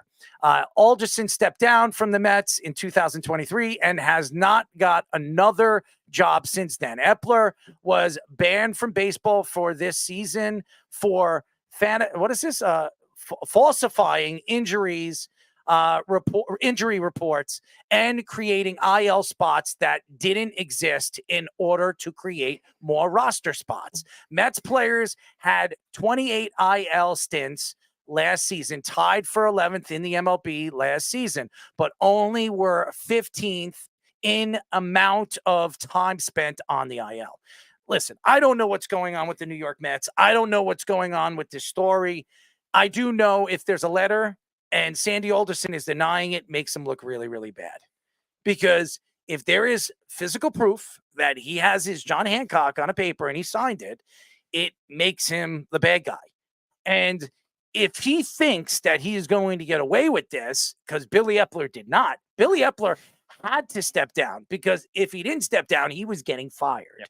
Okay. So, and Sandy Alderson obviously has a good relationship with Uncle Stevie, and we all know that. That's why he decided to rehire Sandy Alderson to take over the team for the 2 or 3 years before he decided to bring Billy Epler in to be his successor. It didn't work out, and it hasn't worked out. And we'll see if Stearns is the guy that is going to take the Mets to that promised land, give them a chance to win that championship. But right now, this doesn't look good for the New York Mets. It really makes them look like they were trying to cheat, trying to get that higher draft pick. That's what it seems like. I mean, if you look at this, if you're a losing team and you're one of the worst teams in the league, you have a better chance of winning that lottery. And over the last couple of years, the Mets have drafted pretty well. At least that's what we think. Unless they leave the team, a.k.a. Kumar Rocker. Yes, that's another one, by the way. But the fact is if Sandy Alderson is coming out and saying and trying to ignore the fact that this story is going to grow legs and they're going to investigate it, and when they do investigate it, what are the fines going to be? Are they going to lose a draft pick? I mean, I don't know how baseball is going to work with this. I think this is a first of a kind. I've never heard this before. No. I've never heard of a team trying to fake injuries. I've never heard this before. Are they betting? I mean, is this a betting scheme? I don't know. I mean, we just heard Jonte Porter. I mean, him sitting out claiming that he's hurt because to make sure that he comes under his numbers for the game so he can win millions and millions of dollars or hundreds of thousands of dollars. Mm-hmm. Who knows if Sandy Alderson and Billy Epler were part of a ring of money laundering through betting when it comes to this? I don't know. I don't know what the story is with this, but it doesn't look good for the New York Mets. And Uncle Stevie took over this team, what was it, 4 years ago, promising that he was going to win a championship in 5 years. It hasn't worked out. How many GMs has he had now? This would be 3 now. 3 GMs in 5 years. That's not a good sign for the New York Mets.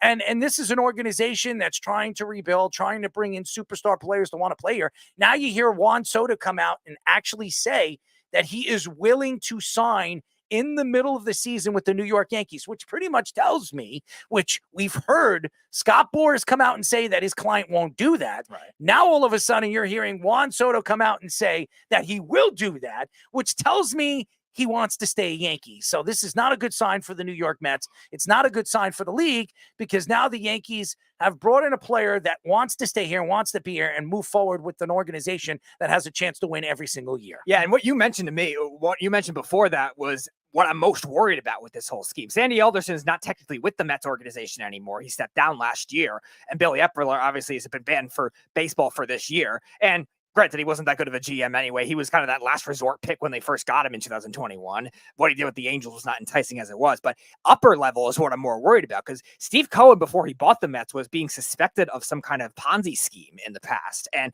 while I don't think they ended up charging him for anything, he was being investigated with some of his other companies. So you would hope that kind of thing is not being manipulated from the upper management with Steve Cohen and the rest of the ownership group. And that kind of thing could be passed down to these other This GMs. game is over, by the way. The Rangers just scored. Very nice. But you look at... That was a horrible goal, by the way. That was a lot like game 2. But you look at the Mets, like you were saying, dealing with all these GMs and all these like backlash of the off the field issues. You know, one that was drunk driving. You had Mickey Callaway doing perverted things when he was a manager there, when he got fired, and then they eventually went with Rojas before Buck. But all these things prove that the Mets have not transformed that team culture. We talked about it with the Knicks all the time. Like, they've been dysfunctional for a while, but they finally have James Dolan stepping away from the team, and it transformed their team culture. Where are you going to see that kind of thing from the Mets?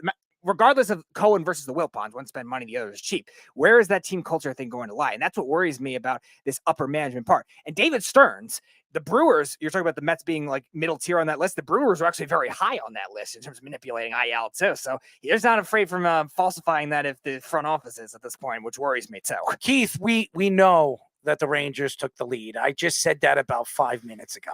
Okay. So, yes, we know that the Rangers took the lead. I just said the game is over. There's 4 minutes left. I think Carolina really screwed this up. They had a 3-1 lead. All they had to do was play defense, and they choke. So, and yes, Fish, he's saying in the private chat, great pass by Lindgren. Yes, making up for him messing up on the first goal. Yeah, so I don't know what's going on with the New York Mets in this organization. But, again, with the whole John Heyman thing, if John Heyman's coming out and saying that this letter was found and his John Hancock was on it, I don't know how you could deny this. Yeah. I mean, I don't know how you can just like brush it under the rug. And now the MLB is going to investigate it. I don't know how much is the league going to suspend, or, well, he can't be suspended because he's done. He's retired. So right. What are they going to do? Are they going to drop the hammer on the Mets? Are they going to take a draft pick away from them? Are they going to make them? The money doesn't matter to a guy like Uncle Stevie. He's got the money. And it might have to be a harsher penalty than the draft picks too. I think if this story is true, I think you have to take away a draft pick or two. You have to. I mean, there's nothing else you could do. I mean, Uncle Stevie's not going to care if it's a $350,000 fine. Right. That's not going to hurt him. Or do some kind of like spending restriction for the players at some point. Yeah. Like, so they have to find a way to make that money where it can't be spent. I think the Mets are in a lot of trouble. And when you hear a story like this is not a good sign.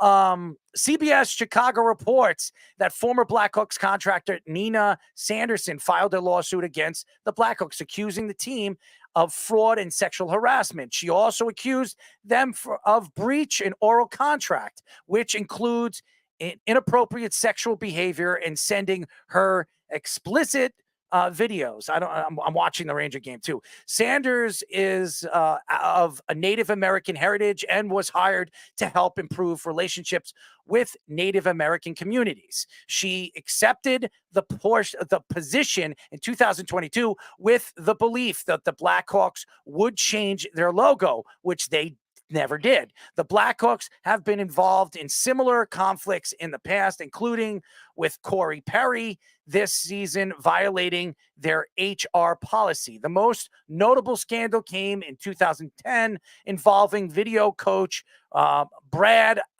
Aldridge sexually assaulting several players, which cost many people their jobs, including Joel Quenneville. So, here's the thing.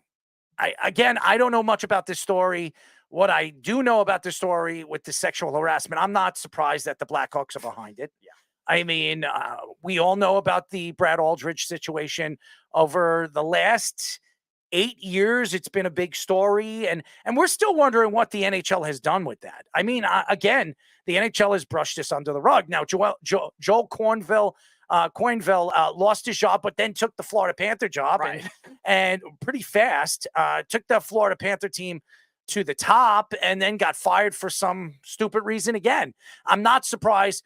This is an organization that obviously won the draft last year, and now they have the second pick in the first round. I think the NHL wants Chicago to be one of those top tier teams, because when Chicago has a top hockey team and the New York Rangers or the New York teams have a top hockey team and Detroit has a top hockey team, it helps, and it really helps the NHL, and it brings the NHL to the top. So again, I don't know anything about this story, but the fact that they haven't changed their logo, I didn't expect them to change that logo.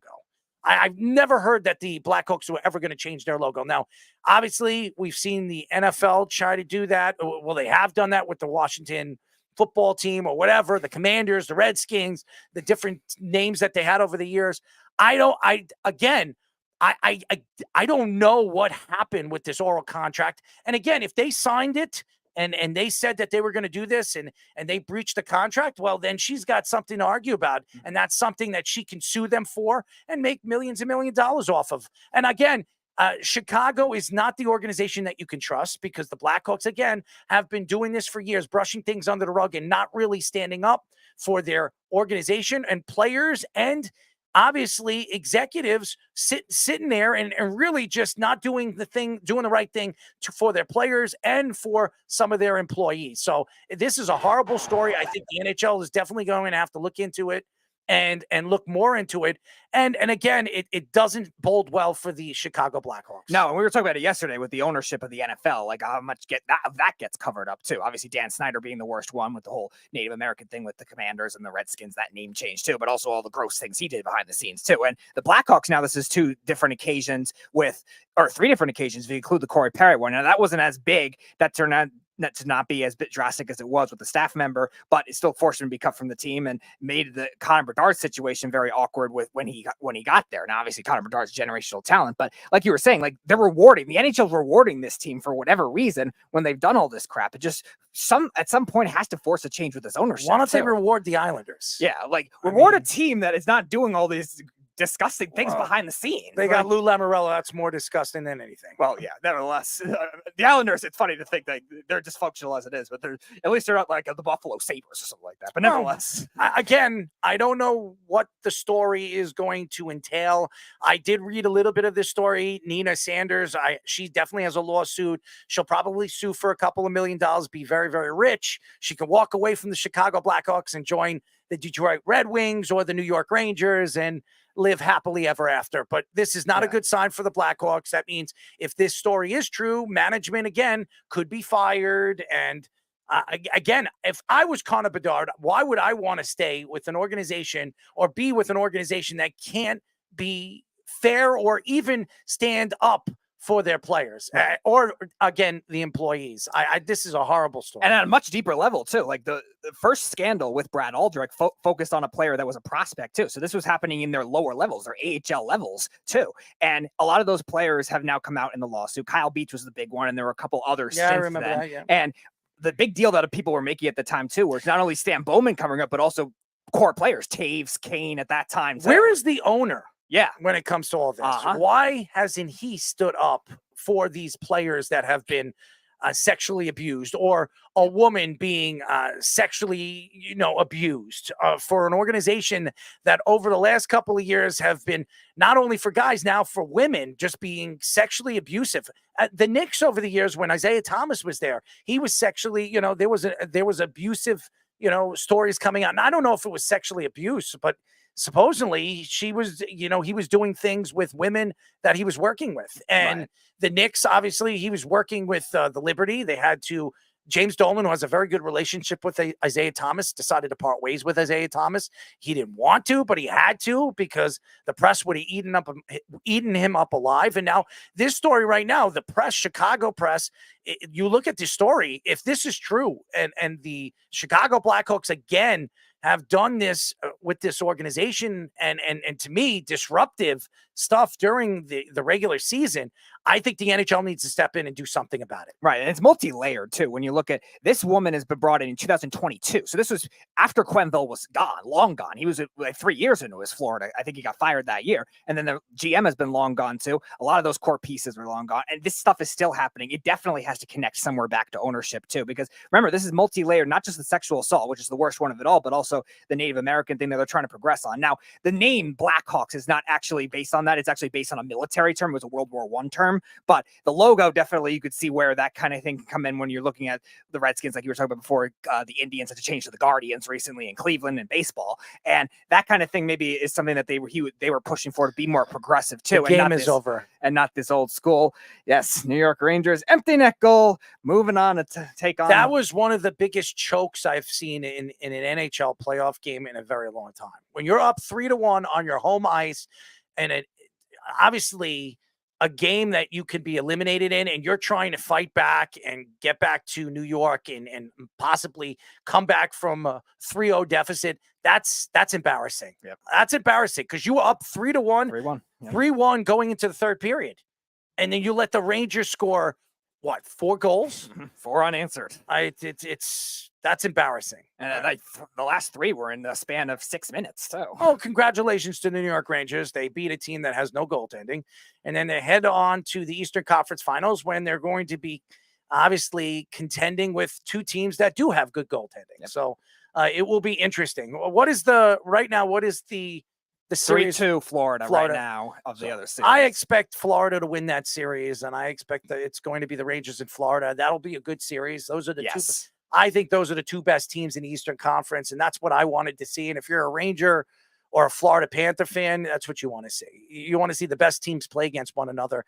And then Dallas, who has been the best team in the Western Conference, probably the second best team in all of the NHL this year, they look like they have a chance. Colorado winning yesterday, but they have a chance to knock off the Colorado Avalanche tomorrow. Mm-hmm. So, Dallas could be heading off to the Western Conference Finals. And what's the other game? Vancouver and Edmonton are 2-2. That series has been very I back want to and see forth. I want to see Vancouver. I like Vancouver. They're a young team. They're a scrappy team. And even though Edmonton has, obviously Connor McDavid and the talent that they have the 2 best players in the world. Okay. There's no question that they do, but they have no good goaltending. And that's the difference. And look, Peter Laviolette needs to lose some weight, man. I mean, he looks like he wins the cup and you get all the pizza he wants. I don't think they're winning the cup. I know that's what Josh I said thinks. if. I know that's what Josh thinks, but I don't think that's going to happen. But I just watching this series would tell you that it's probably not going to happen. I'm just speaking the truth. I mean, they played against a team that doesn't have good goaltending, and they almost choked. I know the B's probably jumping for joy out of his pants. So, and if he is, good luck on that. Keith says Igor making 6 saves. Kreider with a hat trick as well. Yeah, Kreider, who is the Rangers' all-time leader in playoff goals, continue to add to that. Well, listen, it's good for New York to see the Rangers head to the Eastern Conference Finals. I'd like to see the Knicks go to the Eastern Conference Finals, and we can ride the wave. Because, here in New York, for New York sports, it's always good to see our New York teams move on, and we have something to talk about. So, and the Yankees are playing great baseball right now, too. I mean, the Yankees have been unbelievable. By the way, has anybody watched Schmidt pitch this year? I mean, he's 5-1 with a 2.46 ERA. He's been unbelievable. 8 scoreless innings today against the Minnesota Twin team. So they swept them now, and the Twins are one of the hottest teams in baseball. Yep. I mean, I don't think Juan Soto is blind right now. He has a chance to be with a team and an organization that can win every single year now. And he has never been on a talented team, on a talented roster like this before in his career. As good as Bryce Harper was and those Nationals were, this is a completely different team. So what do we have? I think we have Josh. I believe this is Josh's number. Oh, I can't wait to hear this. Errol, you jinxopotamus, I love you so much. Thank you for saying Carolina is winning the series. Thank you. Well, I'm glad you're happy because thank you so much for saying that. That was the greatest thing.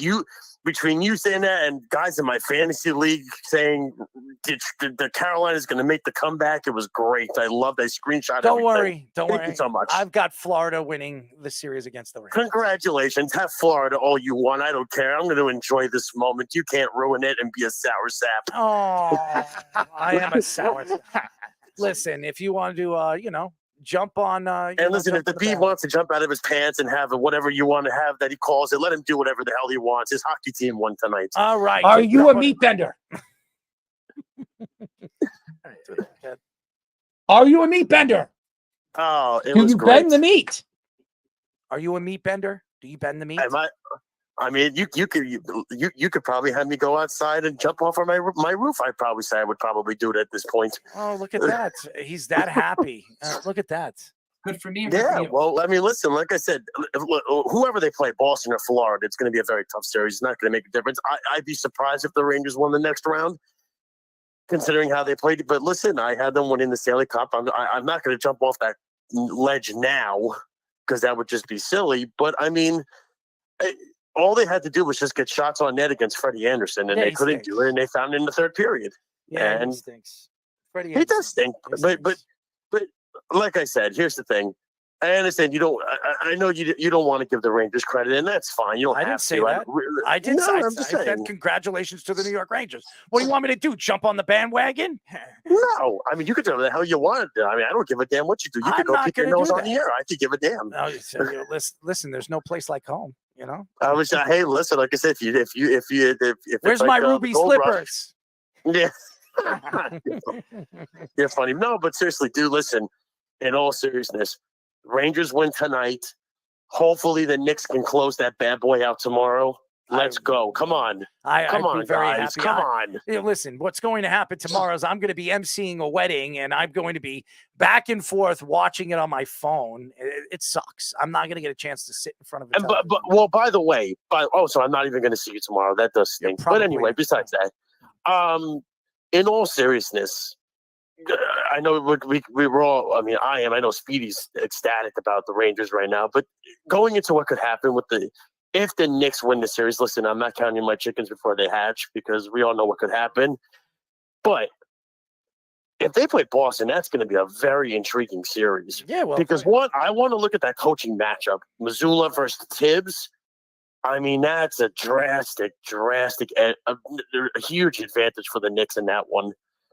That's the key. And also the Celtics, listen, they have a lot of scars from the past, man. So they do. So, and I want to see this Celtic team, who, by the way, has had the easiest path. Let's call it like it is. I'm not taking anything away from them. But they played a Cleveland Cavalier team yesterday. What was it? 85% of their lineup wasn't even playing. Mm-hmm. That's it. I mean, and let's call. And also after Game 2, did we all not think this could be a series after Game 2 when Cleveland won in Boston? Yep. After the way Mitchell played, I thought that could be a series. Boston tends to play down to their competition. Mm-hmm. The Knicks are. I'm not saying they're going to win the series, but damn, they're going to give the Celtics a run for their money in this next series if they beat Indiana. Which I think I actually think they're going to. I think that hurt their spirits last game, Indiana in Game 5, and clearly putting Deuce in. Well, you know how I feel about Deuce Arrow. We dropping a Deuce and Deuce McBride. We all know how we I all love both dropping of them. that Deuce, baby. Well, we loved it's like giving birth to a baby, my man. That's right, how we man. rock and roll. That's right. Letting that go, nice little juicy juice, right, especially when you Speedy? land a ginormous keister. Oh shoot! But anyway, going back to what we were Jesus, talking about. Mama Dukes. But I am very interested to see the matchup with Boston and New York. I want to see if the Celtics mentally and physically can stay up to par with this Knicks team. Can they stay up to par? Dude, with the you're guys losing that your Josh voice. Hart Were and all you that? screaming after they won? Oh no, no, I'm Get good. away, I'm- Caleb. that's exactly what it is. I don't want to wake up my son. 2.5. Can you, bro? Wait for 2.5-year-old. He probably went outside. He was howling.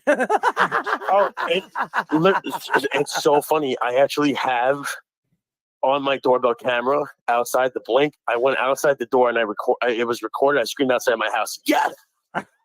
And then I walked back in the house. What are you doing? Like some kind of because dance? here's the thing, dude. I got a 2.5-year-old. If you wake him up, you're screwed till 4 a.m.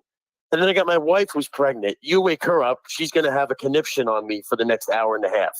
So I have to be like as subtle as possible. Well, she'll with find your whatever I can hockey do. stick and shove it up your ass. That'll be good. I got to go get my old equipment, dude. If it's at my parents' house, I tell you, man, if I could just get back and play again, that would be awesome. But anyway, I want to keep listening to your guys' show. I don't want to take up all the time because, of course, game on tomorrow at 6 o'clock, which is perfect because we're not going to miss any of the Knick game. That's on at 8:30 tomorrow night.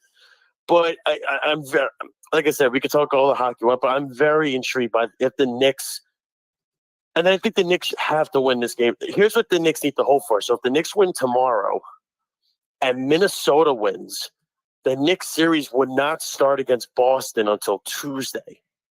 That's what is that? That's 3 days off right there for these guys. Well, they That's need huge. OG back. They need OG back. So Of course. if You OG, know, everybody keeps worrying about it. OG is a big factor if they want to beat the Celtics. Well, yeah, because he could basically he could take off Tatum. The thing about OG is going to be with the hamstring. Is he still going to be the big defensive prowess player that he's been with whatever hamstring issue that he's had? Is he going to give you that, or is it going to be kind of a 60 to 65% effort? Which, if that's the case, that's not going to be enough. Now, Tatum didn't have a good postseason, right? Until what was it, the last game, the closeout game against Cleveland. He's had a iffy playoff. Yep. Brown's been inconsistent. They've gotten it's the role players for Boston. It's what they do. It's so crazy. And without Porzingis, dude, their team doesn't have much length. That's the thing. But again, we keep saying it. The Knicks should out-rebound these guys, right? They should have been killing Indiana on the boards. They didn't do it the first few games. Well, They didn't do it. the Knicks are playing small. They lost a bunch of players. They lost Mitchell Robinson. He's out for the playoffs. They don't have Julius Randle. They don't have Bogdanovich. They don't have the Julius size. Randle anyway. You should be thrilled. Well, they don't have their size, and that's a big problem for the New York Knicks as well. I mean, the Knicks are playing small in this series against Indiana. So, and that's Well, they why, had to. yeah. And Hartenstein's been the big factor for this team. If Hartenstein keeps playing the way he is, the Knicks could be very, very Well, very look at it in dangerous if last they game. beat Look at Indiana. it in last game. So Hartenstein had how many offensive rebounds? What was it? 13, I think it was. Yeah, Speedy. which tied a Knicks record with Charles Oakley. So the Knicks, I believe, had, if I'm not mistaken, 29 more shots than the Pacers did. That's massive. Oh yeah. When you look at that, that's not some small potato little number. It's not 8 or 10 shots. That's 29. Did you know that potatoes have nicotine in it? Did you know that? Really? Yes. I found that out today. That was The the fresh first time. Idaho ones? That's that's definitely a question that I can ask somebody, and they probably don't know. I'm just curious. If it's the fresh Idaho ones, I'm intrigued. And tell me where they are. What did you say? Send him the Snow too. He'll love that. Hey, they might like that too. I can't hear Oh you. no, wait, no. Snug's a weak guy. He's not a nicotine guy. Never mind. 15 But, grams. 15 grams of nicotine. There you go. It's just, but like I said, that was even you have to admit that before I go, that was one of the. Dude, I thought 3-1. So it was 2-0. It's then 3-1. Like they scored the goal, 2-1. Then Carolina scores a minute later, and they're dead. I'm like, they're cooked. They're so done. This is going back Saturday night, 8:00. It's going to kill me. This team has no heart. They're gutless. I call Jacob Trouba a clod on Twitter. There he is. There he is. He's doing the interview right now. Jacob Trouba. Yeah, well, it's funny because honestly, I look back at Ryan Callahan and Ryan McDonough and I say, God, do I miss those two as captains? Because those guys had heart and passion and put their bodies on the line. This guy is a gutless clod who can't even skate forward. He walks like Tiny Tim from Scrooge. That's how he skates. It's embarrassing. But they got through it. Now the only problem is going to be now, Speedy, and you know this. He's going to keep Keandre Miller with Jacob Trouba now. Unfortunately. Keandre Miller was fantastic with Braden Schneider. Yep. All right. Stop with the Rangers. We got to go through our scheduling right here. Here we go. Win, loss, win, loss, win, loss. Goodbye, Okay. Josh. Bye. Thank Goodbye, you. everybody. Have a good night. Josh happy about his New York Rangers. Let's bring Fish in. Let's bring Scoops in. We're going to go through the Jets and the Giants. We're going to make our picks. Where do we think this season could go with health? That's the most important thing. Let's go Giants first. Are you ready, Speedy? All right. So they begin with the Minnesota Vikings. Minnesota Got some music? I'll get the music. Hold on. Yeah, well, there you go, Speedy. What's going on with you today? Are you have you lost your mind, or are you just losing? You're lost in translation. I think you're lost in translation. I don't know about that. So I'm not trying to translate a different language altogether. Oh, I think you're just lost. You're just Speedy Petey, the lost wonder, the lost wonder of the yes, the lost wonder of us all. There you go. Thank you for getting the Giants on up. I was trying to. All right, I got it right here. It's the regular season, week 1, Minnesota. Go ahead, Speedy. So yeah, that's gonna be JJ McCarthy's debut for the Vikings, and then whatever quarterback situation the Giants are gonna have to deal with. So you would expect a low-scoring game. That would definitely be a closer one, you would think. I think this would be a tight one. I would probably still say a loss. I think the Vikings still have more talent right now, and the Giants receiving depth is still a question. But like tight, close, low scoring. Fish. So I don't really know how to handle this because last year I thought the Giants were going to be dominant, and I made a wager before the season, $100 that they were going to be better than the Cowboys, and then it was 40-0 or something Cowboys within like an hour. So I feel like I should say the opposite of what I think because that's probably better. So I think that the Giants are going to lose by 70 against the Vikings. Who's the quarterback? It doesn't matter to me. It could be Drew Lock with his, rapping to himself in the middle of the play. That's fine by me as long as he gets the ball out into Neighbors' hands and the man can run and run and run. And then, maybe Wan'Dale Robinson has a little bit of isolation because they're paying too much attention to Neighbors. I think that we can do something against them and their secondary. So I'm going to give the Giants a loss by 70. I'm going to go with the Vikings. I know that JJ McCarthy is going to want to prove why he deserved to go in the first round in the NFL. So I think JJ McCarthy is going to play his mind out.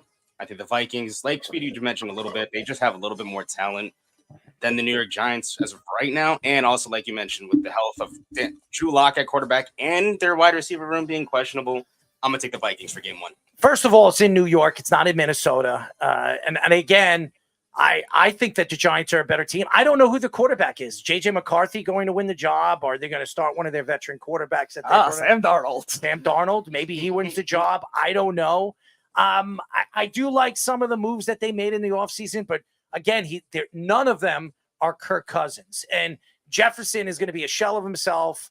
I like the Giants in this game. I think the Giants win the game. I think the Giants have Malik Neighbors. I think Malik Neighbors, as long as Daniel Jones will be back sometime this year, that is the most important presence to the New York Giants' success as far as I'm concerned. But even with a backup quarterback, I think that they have enough to win this game. So I have the Giants winning this game. All right, so we go week 2 at Washington. I like this as a win for the Giants because I think Washington's still trying to figure more things out, especially on defense. They did have a good draft. They really didn't address their front seven a lot. So even the Giants' offensive line moves that they could have, I don't know if Washington has the pass rush help to be able to do that. Another rookie quarterback, Jaden Daniels, who I do think plays well, but I think the Giants with the speed on the edges will be able to make it harder for him. So I like a win for the Giants here. All right, I'm not going to mess around anymore. I'm just going to tell you straight up. This one is a big win for the Giants. This is going to be where you see Brian Burns have his first large game as a member of the Giants against the vaunted offensive line talent of Bobby Johnson. I have a feeling that Dexter Lawrence is going to occupy a lot of blockers. They are going to have to solo up and just chip every once in a while on Burns, and that'll make Thibodeau one-on-one with their shittiest linemen. I like that, and I think Bobby Okereke, who we really haven't talked about much, is a really great player. And it's really look, you look better when you have a nose tackle like Dexter Lawrence in front of you as a middle linebacker. But it doesn't take away the fact that this is a sideline-to-sideline guy. He makes great reads, and after the first couple of weeks of trying to figure out Wink's weird-ass system, he dominated the whole year. Now, I know it's a new system, but if it's a 4-3, that's more, or like a 4-2-5, that's more of a traditional inside linebacker position. It shouldn't be that hard. I like the Giants to win in a big way. I think Washington's going to be absolutely terrible and have the first overall pick again next year because I think Daniel's going to get rid of that line. Washington is the Giants' punching bag, basically, and it's been like that for quite a while. So I'm going to go with the Giants only also because, like you said, like you were saying, Fish, I do see Brian Burns having a good game this game against Washington. Also with Kayvon Thibodeau, he's had a pretty good games. He's averaged at least like 2 sacks or a sack or more against Washington when playing. So having Brian Burns on the line there to help him get up at Jaden Daniels' face is definitely going to help. I'm going to take the Giants in this game right here. Remember, they're going to Commanders Field. I think Washington's a lot better than you guys think that they are. Daniels is a good mobile quarterback that can move inside and out of the pocket. Everybody keeps talking about the Giants defense and Dexter Lawrence getting at Jaden Daniels. Jaden Daniels is going to have the speed. He's going to have the ability to throw on the run. And I like some of the weapons that they've added in the offseason. I think the Commanders are going to be explosive this year. And their defense played very well in the second half of the season. So I like the Washington Commanders winning this game. The Giants and Giant fans are going to be so excited about week 1 and beating the Minnesota Vikings and then fall off the beat wagon. And I mean the beat wagon because Speedy's going to beat his meat or whatever the hell he's going to be doing as the Commanders win this game. So I have Washington winning week 2 and game number 2 for the New York Giants. All right, week 3 at Cleveland. I think this is a letdown spot here. This is a tough matchup. I know I'm not as high on the Browns as like the other teams in the division getting better this offseason, but the Browns are still a really good team, really good offensive line. I think it's going to make it very hard for this Giants team and Jim Schwartz defense. I think this will be a blowout. This is not a good matchup for the Giants, to put it mildly. You know they're just going to put Myles Garrett on wherever Evan Neal is playing.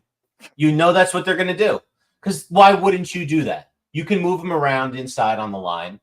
You're just going to make them completely miserable, mess up whatever scheme they have. And then they're too deep on the offensive side. Look at what they did last year with like 7 quarterbacks and a 39-year-old Flacco. If Deshaun Watson can improve even to a league average quarterback, this team's going far this year. I don't think the Giants have much of a chance. Yeah, I mean, it's not even a question, honestly. I think the Browns are, of course, the better team. And also with Stefanski, the amount of audibles, like his ability to audible at the last second and fill in these guys for certain spots or whatnot, it's pretty remarkable. So whatever situation they have at quarterback, honestly, kind of trust Stefanski to fill in those shoes going into the game against the Giants. So I have the Browns winning this game by a lot. I have Cleveland winning this game. Obviously, it's in Cleveland. Cleveland's a good home team. They can run the ball. Nick Chubb will be back this year. He's going to have a lot to prove after that horrible injury that he had. It definitely screwed my one of my fantasy teams up. But I like Cleveland in this game. Deshaun Watson will have a better year this year. I expect him to be pretty explosive. I think the weapons that they added a wide receiver in the offseason that I really do like. I think that they're going to be fun to watch. I think their defense is one of the best in the league. They were the number 1 defense in all of football last year. I think they'll be a top 3 defense, top 4 defense in the NFL this year. Cleveland will win this game. I don't know the score, but give me Cleveland in this game. All right, week 4, NFC East game on Thursday night against the Cowboys. I'm going to use the West philosophy here. NFC East type games are going to be closer than you think, especially in prime time too. Very ugly type games. I think the Cowboys win, but the Giants will keep it close. Yeah, I'll keep this one short and sweet. I don't like the Giants on a short week coming off of a physical game against the Browns. I'm taking Dallas in this game. Yeah, the Giants are Dallas' punching bag as of recently, so I'm going to go with the Giants. Dallas in this game right here. It's in MetLife, and I think this could be the return of Daniel Jones. If Daniel Jones does come back in this game, I think it depends if Daniel Jones plays in this game or it's somebody else, but if Daniel Jones plays in this game, I have the Giants winning this game. I think they beat the Dallas Cowboys at home. If Daniel Jones don't play in this game, I have Dallas winning this game. It's back and forth. I don't know what to expect with the Dallas Cowboys. They don't have much of a running game. They bring Ezekiel Elliott back. I question that move. There's a lot of questions I have for the Dallas Cowboys all season long. Going into the offseason, they didn't have any money to go out and bring in some good free agents. That's been a big problem for them. They lost an offensive lineman. Smith goes to the Jets. That's definitely going to affect them this year. And I think the Giants could, have their way with the Dallas Cowboys offensive line this year. So a lot of questions with the Dallas Cowboys. So if Daniel Jones plays, I have the Giants. If Daniel Jones don't play, I have the Cowboys. All right, week 5 at Seattle. This is where I think Daniel Jones will return. I think off a longer week. And I think the Giants could actually win this game because Seattle's home field has not been as drastic as it has been in previous years. Seattle's had some issues on defense, especially up front too. I think the Giants steal one here. I'm not a huge fan of the Seattle Seahawks right now. They are changing a lot of things. By the time we get to week 5, I don't know if they're going to be, let's just say, organized enough to handle the chaos that is Motor Singletary running through that defense, that Swiss cheese defense. to the tune of 125 yards and 2 Could you just TDs. tell us Give me who's- the Giants. Jesus. Go ahead. Yeah, Seattle's defense has been pretty bad, and what is it? I know that this is about to be like Geno Smith's like third time. If Daniel Jones is playing here, this is about to be his third time matching up against Daniel Jones while he's been with the Seahawks. But I don't know. I feel like Daniel Jones, if this will be his return game, I feel like he's going to need to prove it. He's going to need to go out and do a win. And like I said, their defense is really not all that good. So I'm going to go with the Giants. First of all, I love what Nick Jigba did the last year in the second half of the season. I think he's going to be explosive this year. And DK Metcalf, if healthy, good luck trying to defend him. I don't care who you have on him. The Giants can do whatever they want and say whatever they want. I don't think they stand a chance. They have to go all the way across the country to Seattle on a 4:00 game. It's probably raining. It's probably pouring. It's probably cold. Give me Seattle in this game. All right, Sunday night at home against the Bengals. Another one I think will be a blowout. I think the Bengals have too much receiving depth, even if T. Higgins, the questions with him, but it seems like they're going to keep him from everything I heard. So I like Bengals blowout here. So I actually have an interesting theory about this game. I think this is going to be a shootout. I like the Sunday night game at home. I like the fact that I looked at the defensive depth chart of the Bengals, and I think they mostly stink. I think the Giants are going to be coming off that big win in Seattle, coming back east with a lot of confidence. I think it's going to come down to the last possession, and let's go with the Giants with a victory.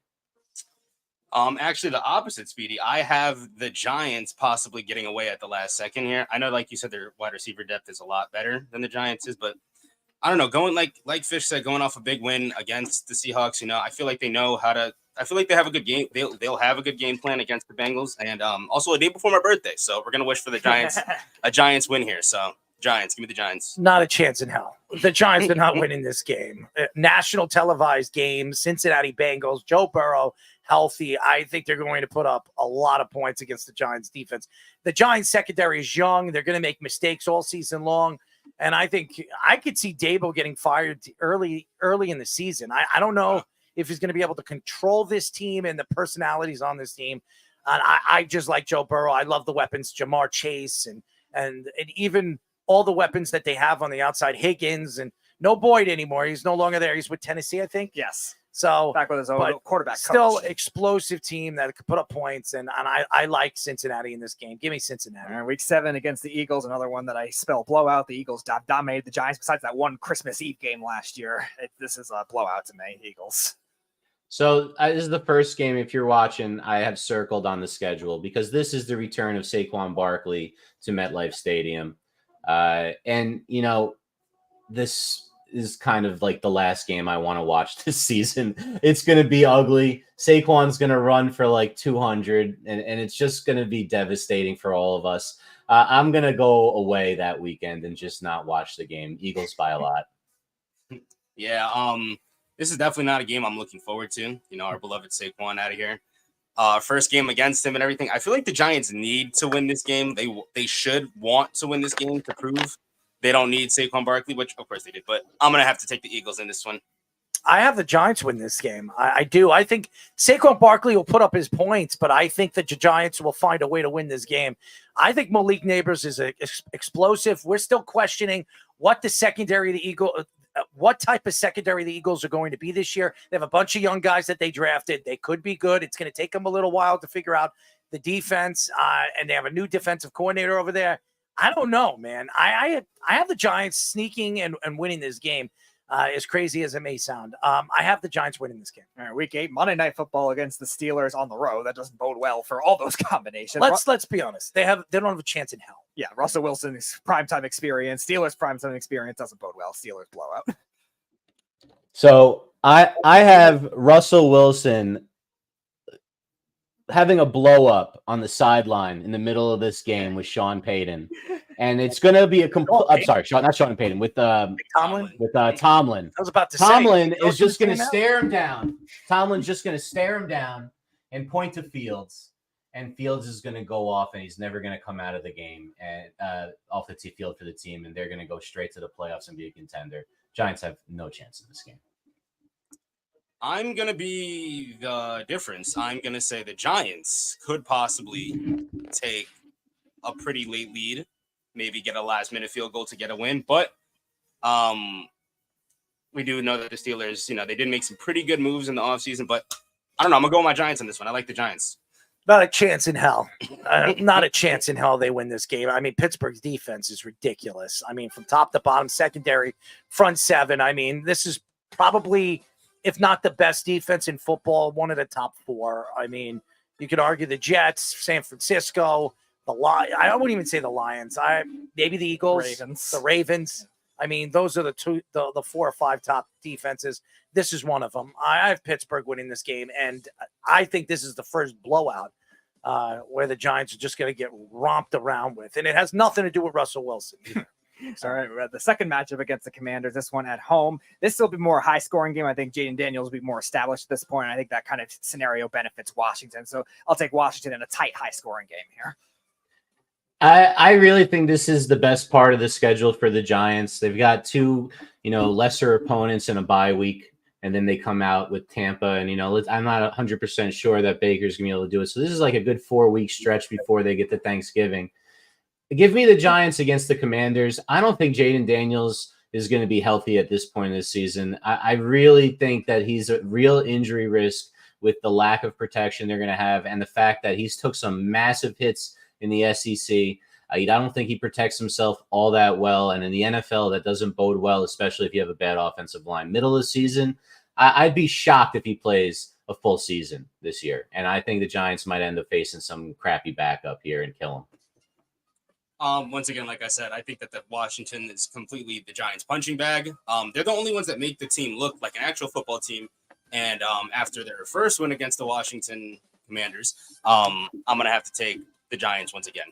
I had the Giants winning the first Washington Commanders game. I have them losing right. I had you had Washington. I have the Giants winning this game. So the Giants will win Week 9 against Washington in MetLife. So I have the Giants. Oh, I know you have this one circled, Fish. This is the Brian Burns revenge game. Let's get to the point. Let's move on. Giants win this one. Close, ugly. I didn't circle it for Burns. I circled it because it's at 9:30 in the morning in Germany, this game. Some little kegs and eggs or something like that for us to watch. Come on, we got to get through this. Giants are going to win. This is the good part of the schedule. Let's go. I'm going to go with the Giants. I think the Giants are the better team. Yeah, the Giants are going to beat the Panthers are the worst team in the league right now. All right, Week 12 off the bye week against the Bucs. Closer than expected, but still a loss against the Bucs. I like the Giants. I think this is where they find their stride. I think it's going to be a close game because I think Baker Mayfield's a real good player, but I don't think they got much better, Tampa. In fact, I'd argue they're not better. So I think the Giants are going to be able to take them here. Close game. I'm going the opposite. I'm going to have to go with the Tampa Bay Buccaneers with this game right here. They don't have their offensive coordinator. He's now with the Panthers. I like the Giants in this game. I think they beat Tampa. All right, Week 13 on Thanksgiving, again, against the Cowboys. Again, closer than expected, but the Cowboys usually find a way to win. Give me the Cowboys here.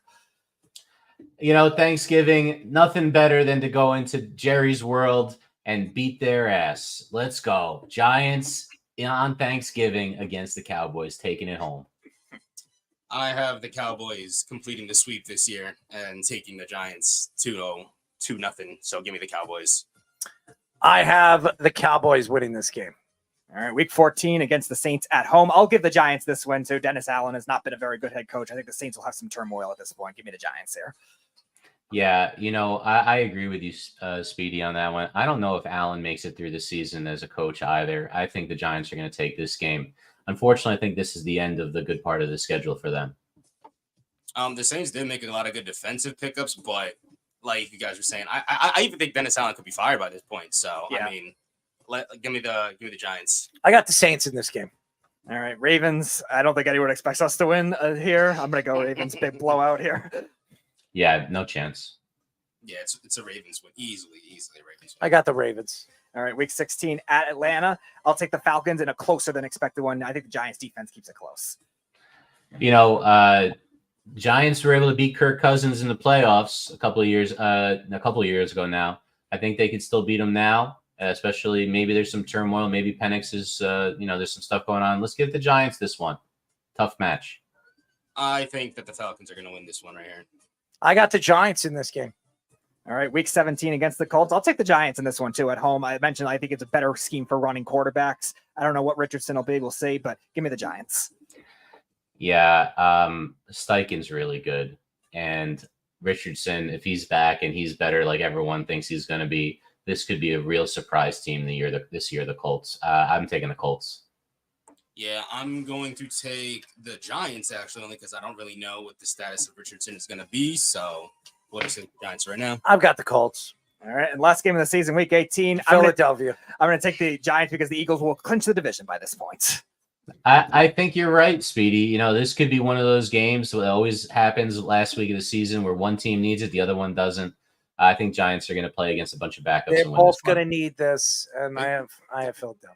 They have been splitting a lot with the Giants in the past 2 years. So I'm going to take the Giants on this one. Philadelphia. Finishing off the season.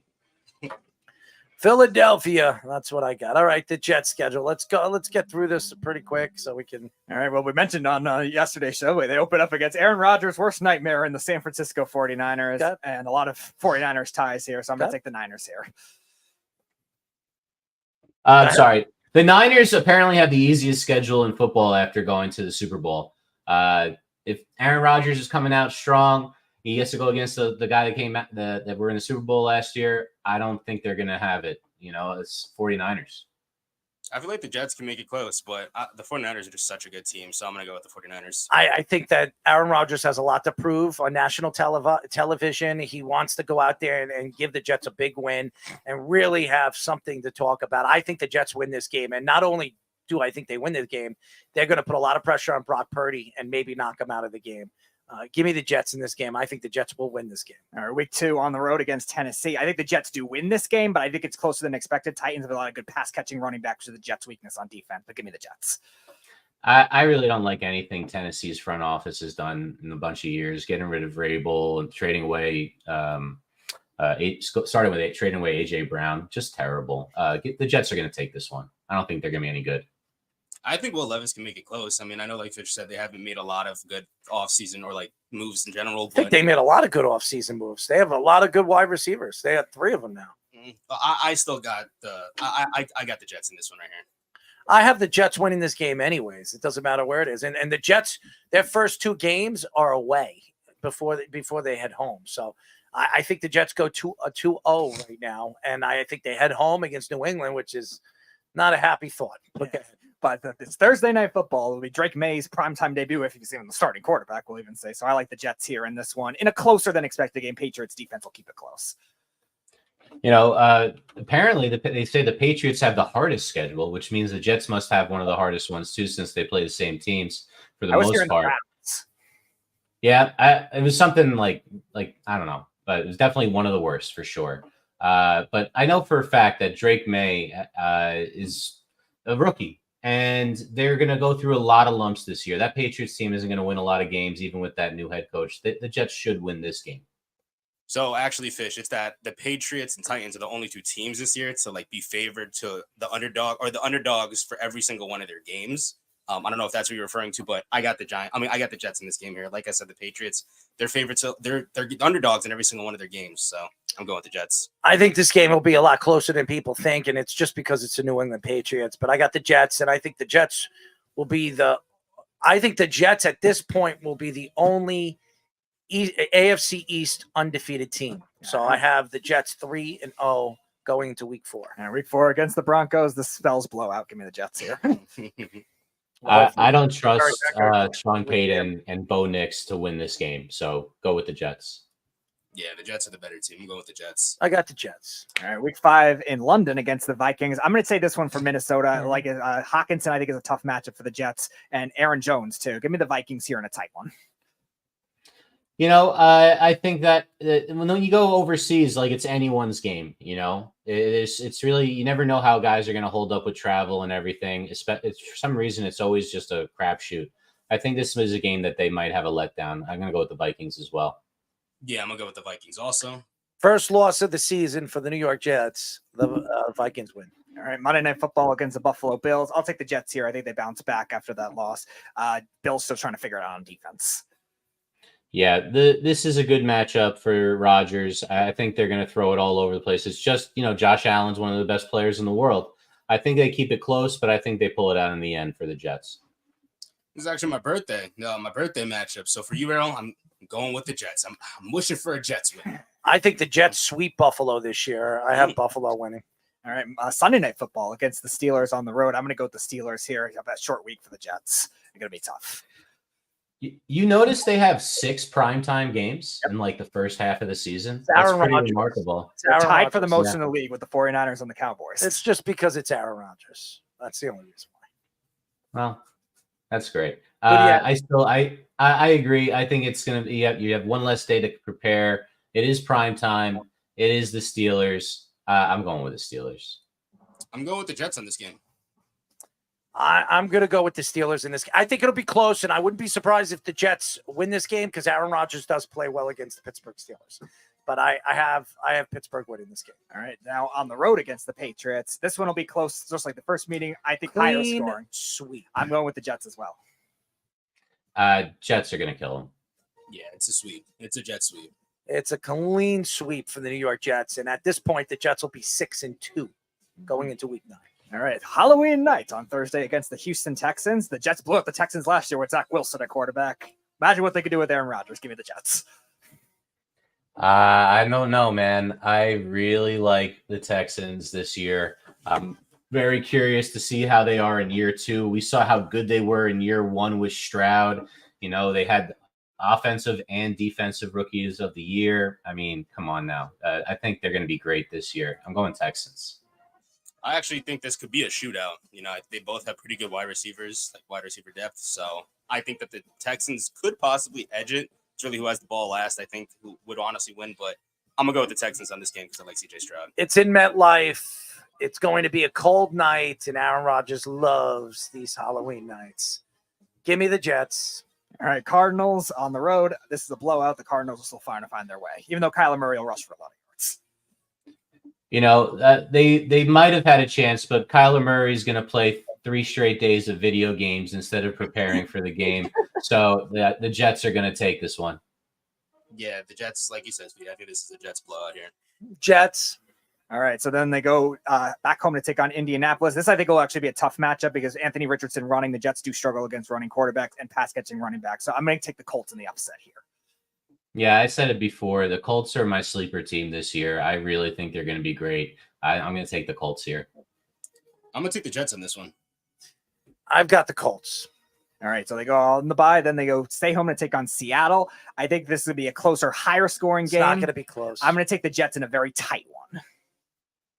I don't think the West Coast teams traveling east, to face Aaron Rodgers off a bye is a great look for them. I think the Jets Aaron are Rodgers pretty loves easy. to play Seattle. He loves it. He loves it. He puts up crazy numbers against Seattle. I don't think it's going to be even close. Yeah, like you guys said, I think it's Jets win. All right, then they go to Miami. I think this one is going to be a tight, high-scoring loss. I got Miami. Yeah, I got Miami too. Yeah, they don't play Miami until December, and they have to play them twice at the end of the year. That's interesting because Miami, they had such a potent offense the first half of the year, couldn't stay healthy. I don't know if this is a team that can stay healthy. Give me the Jets. All right, Jacksonville net right after that. Which Jags are you going to get in the second half of the season? I'm going to take the Jets here. I think it's the Jets. Yeah, I'm going to go with the Jets. I got the Jets. All right, then they go back home to take on the Rams. Fish, you mentioned West Coast teams traveling to the East. The Rams are actually one of those teams that actually do pretty well. I'm going to take the Rams here. Well, McVay is a great coach. So I disagree. There's a lot of people that have come from his tree and things like that as well. He might be kind of awkward. He had an interesting podcast he did a few years ago that I listened to. I thought he. The only thing good about him is the woman that he's married to. Well, that's definitely true. Now, and good for him. I do think it's going to be a tight game. I think the Rams are going to be much improved, but I do think the Jets will squeak this one out. I think it could be close, but I do think that the Jets could possibly win this game. I think the Jets win the game. All right, at Buffalo, Week 17. This will be close, higher scoring. Give me the Bills in a tight one. This is going to be a game that I think both teams are going to need. If the Bills are probably going to be behind the Jets in the standings at this point. I think that the Bills need this game a little bit more, and they're going to get the upset here. Yeah, the Bills definitely do. Like later in the season, the second game of the season, if we're talking clinching scenarios, I think the Bills would need this win. So I'm going to go with the Bills. I got the Bills not. I got Buffalo getting swept by the New York Jets. And lastly, against the Miami Dolphins at the end of the season, Miami, this is usually the part they fall apart in the season. So I'm going to go with the Jets here. You know, this could be for a playoff spot right here, this game. This could be a really big-time game, and you've got the big-time quarterback in Aaron Rodgers. You got to believe he's going to come through here, Aaron Rodgers and the Jets. Yeah, like you said, this could be a clinching scenario. And two, when the Dolphins have proved they're not good at clinching anything, so I'm going to go with the Jets. The Jets already have the division. Tyrod Taylor will win this game and knock off the Miami Dolphins. The Jets will win, and the Jets will end the season 13. What is it? 13-4. That's what I think. They win 13 games this year. They lose 4. That's what I think. I as long as Aaron Rodgers is healthy, this team is going to win 13 games this year, and they're going to be out to win the AFC. I think they'll be the 1 or 2 seed, the New York Jets. Yeah, 13 wins would definitely get you there. Yeah, I think that's where the Jets will be this year, and they'll be the talk of the town. Them in Kansas City, you can go either or with them. So I do think this is going to be a fun year for the Jets. Not because I'm a Jet fan. I just think that they're so talented. If Aaron Rodgers stays healthy, I expect that. All right, boys. What we could do quickly is I've looked at the schedule. I'm sure you all looked at the schedule. Give us your quality guess of what these teams' record is going to be at the end of the season. Okay. We'll start off with Baltimore. Speedy. I'm going to say 12-5. Fish. I think they're 13-4. I'm going to say 14 and what is it? 3? Yeah, 14-3. I'm going to say 12-5. The Bengals. 12-5 as well. 10-7. I'm going to go 11-6. 11-6. It's going to be a tough division. Cleveland. They drop off a little bit this year. I'm going to say 9-8. 11-6. I think they could be a Could be 3 playoff teams in that division. 10-7. Pittsburgh. 11-6. 10-7. 12-5. All right. 12-5, yeah. Miami. 9-8. Still stuck in that realm. I agree. 9-8. I'm going to say 9-8. 10-7. Buffalo. 10-7. I think they're going to be 9-8 also. I'm with Speedy on this. I'm 10-7. 10-7. New England. 6-11. 4-13. I was just going to say that. 4-13. 5-12. Jets. I have them also 11-6. I think 12-5. I'm going to say 12-5. 13-4. The Texans. 10-7. Same as last year. I think they get one game better. 11-6. I think they could go 12-5. 11-6. Indianapolis. 11-6. I think they leapfrog the Texans. I like their draft. I think they leapfrog them also, but I'm going to give them like 12-5 here. I'm going to say 11-6, but I have them like behind the Texans. 10-7. Jacksonville. Also 10-7. 9-8. Yeah, I can see them finishing 9-8 again. I think they're a lot better than people think. I think they win 11 games this year. So I'd say they're 11-6. Tennessee Titans. 6-11. 5-12. I'm going to say 7-10. I think that was a record last year. 9-8. Mm-hmm. The Broncos. Worst team in the league. 2-15. Wow. Yes. I'm gonna say 6-11. I'm going to say 7-10 again. 7-10. Kansas City. 11-6, just like last year. I'm gonna say 12-5. I'm going to say 13-4. This schedule's pretty easy. 12-5. The Raiders. 6-11. Yeah, 6-11. 8-9. 3 wins. 3 wins, huh? Antonio Pierce will be fired early in the season. I'm just telling you the truth. I think they're the worst team. The Chargers. I'll say 8 and 9. Harbaugh. I'm gonna give him 10-7. I'm gonna say I'm borderline like 8 and 9, 9 and 8. I'm gonna say 9 and 8. They're a borderline playoff team. Harbaugh will make this team that much better with Justin Herbert. 10-7. All right, the NFC, the Bears. I'm gonna say 9 and 8. I think they're still a year away from that peak. 8 and 9. Yeah, similar to the Chargers, I'm gonna say 8 and 9. 9 and 8. Lions. 12 and 5. 13 and 4. The Lions are going to be one of the better teams in the division, or best teams in the conference, actually. But I'm going to go with 12 and 5. 12 and 5. Green Bay. 9 and 8 as well. I think they're going to have a little too much expectations, like the Texans. I don't know, man. Love looked pretty damn good last year, and he's just getting started. I'm going to give him 10-7, fighting for a spot. Sorry, Fish, but I think the Packers got it. I think they're going to be a wild card team. I'm going to go with 10-7. I think the Packers win 11, so 11-6. Minnesota. 8 and 9, kind of in that middle fringe, but I don't trust JJ McCarthy.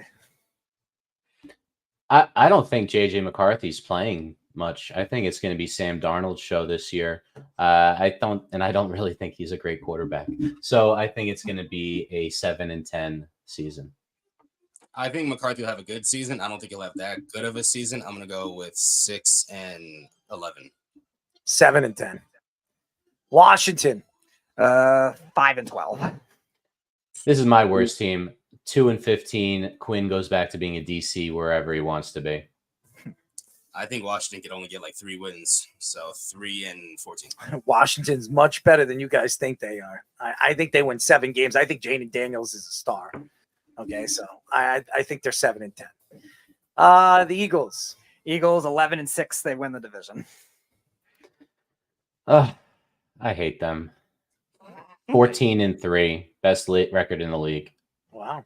I'm going to go with 12-5. Eagles. I think they win 12 games. I think they're 12-5. Giants. 6-11. I'm going to go 8-9. I'm with Speedy on this. Their schedule is 6-11. It can variate. I think they win 7-10. And by the way, Dable gets fired, and so does Joe Shane. So Dallas 9-8. They drop off a little bit, losing a lot on defense. Yeah, I agree, Speedy. I think they're going to go 9-8. I'm gonna make it 3 and go 9-8 with the Cowboys. Dallas hasn't lost any less than 10 games. I think they will win 10 games. I think the Dallas Cowboys win 11-6. Tampa. About the same as last year, 9-8, I'll say. Yeah, I don't know if they've gotten much better. I'm going to say 9-8 as well. I think they could go 10-7. I'm gonna go with 10-7 the Bucks. I think they got worse. They don't have their offensive coordinator. I think Baker Mayfield will have problems. 8-9. The Saints. This one will be a fall off badly. I'm going to say Dennis Allen gets fired. 5-12. They start trading pieces. Yeah, I think you're right about that, Speedy. I'm going to say 6-11. I'm gonna say 6-12. I'm at 6-11. I think they win 7 games, 7-10. The Panthers, 4-13. You mean, is Bryce Young that terrible? No. Are we sure, though? Are we sure? I think he's going to he has get a better. breakout year this year. I think so, too. I think they're going to be a little better than people expect. That still doesn't mean they're going to win a lot of games, but I'm going to give them 6 wins, 6-11. I don't think the Panthers are gonna win that many games. I'm gonna go with 4, I'm gonna go 4 wins. I think the Panthers win 6. Atlanta, 10-7. Yeah, I think that's like the magic number for Captain Kirk over there, 10-7. I'm gonna go 10-7 as well. 9-8. Arizona, 5-12. I like Murray, to be honest with you. I think he really is a good quarterback. He's short, but if he can get out of the pocket and look downfield, he now has two better receivers. I'm going to think they're going to do a little bit better, but still not going to be enough to get over 500, 8 and 9. I'm going to say 5-12 for the Cardinals. Another team that I don't know what to expect with them. I like Kyler Murray too, and I also like Marvin Harrison Jr. I think he's going to be very explosive. I think they're going to steal a couple of games. I think they win 6. Seattle 7-10. I don't love the head coaching hire. Their defense is still a lot of question marks on it and injuries. Yeah, I don't think Geno Smith's trending in the right direction right now either. I think they're going to be a 7-win team. I'm going to say 7-10. 7-10. 6-win team. San Francisco. Still number 1 seed in the NFC for me, 13-4. Wow. You know, every time a team loses the Super Bowl, there's always a drop off the next year. It feels like, it's just such a deflating experience. I think they're going to fall back a little bit into the pack. Purdy might regress a little bit. Let's go with 10 wins for them. I think they win 11 games. I think they're going to be good. I expect them, but they're going to be a team they're going to have a lot of close games. Their schedule is easy, and everybody thinks, because it's easy, they're going to be lackadaisical, and they're going to lose games that you expect them to win. So I have San Francisco winning 11 games this year. I'm with Speedy on this. I think it's going to be the 49ers and the Eagles, most likely the 2 top teams in the NFC. So I'm going to go with 13-4. And the LA Rams. Same as last year, 10-7, a wild card team. Yeah, I think so. It really, a lot of it hinges on like Stafford's health. Can he keep it going? If he gets hurt, that team isn't going very far. But I'm going to say he stays healthy. One more good season out of Stafford. I'm going to give him one more win than that. I'm going to give him 11-6 in a playoff spot. I'm with Speedy on this too. I think they're going to be a same wild card 10-7 team. I don't think they're going to beat the 49ers this season. So I'm going to say 10-7. I think they take a step back because I don't think Matthew Stafford will be healthy. I think they're a 9-8 team. I like their wide receivers. I like some of the young defenders, but there's no Aaron Donald anymore. So, and no Jalen Ramsey. This is a young defense. They're going to make mistakes. So I like their explosive players. I mean, I like Williams. I think he's a great running back. I like their 2 wide receivers. I think Buka is going to be a star in this league, and Cooper Kupp could be a trade piece in the future because I do not believe he will be there with the organization after this year. So, yeah, that's where I think they'll be 9-8. So there you go. Those are our choices. Those are our picks, ladies and gentlemen. It has been a great show. Really, thank you to Marcus Harper. He was fantastic. And Jack Sperry. Thank you to Derek Mountaineer Mountain for joining us as he's trancing and prancing. The Rangers, congratulations to the New York Rangers. They should be happy. Stop it with your, poking at your hat. I mean, seriously. Chris Kreider, man. That's right. Hat trick for Kreider in a pivotal Game 6. That's a pretty big deal. Sounds like Mark Messier. I mean, I don't know about that, but I love it. But it does sound like that. I mean, if you do remember what happened in Game 6, it was to get to a Game 7, but I do remember that. So, well, this is only second round, but I do. I mean, Messier was my favorite player ever, so it's going to be tough to compare. But would you take a stick and a keister from him? That guy really was violent with the stick. You remember how Messier would just hook people to the ground and just get away with all these little nasty little. I mean, you love him. So would you take a stick in the keister from him? If it was like one of those this is the only time I ever get to meet him, I don't know. I might have to. Just say you'll. Do you bend the meat? There you go. You got to bend the meat, right, Speedy? This is Fish's question. Are you going to? This is Fish's question. There he is. Focus on Fish. Meat bender. That's great. That's a great. The graphic with the kebab is good though. Adding all those. That's really funny, actually. The dog jumping around too. That's great. Speedy, can you do any air bending or meat bending? No. He likes to bend. Bending's your thing. His dog likes to bend inside of him. Yeah, unfortunately. Oh. No sense of maturity from him.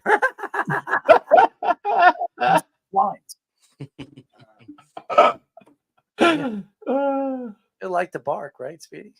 Yes, he does like to bark. How about licking ass? Yeah, unfortunately.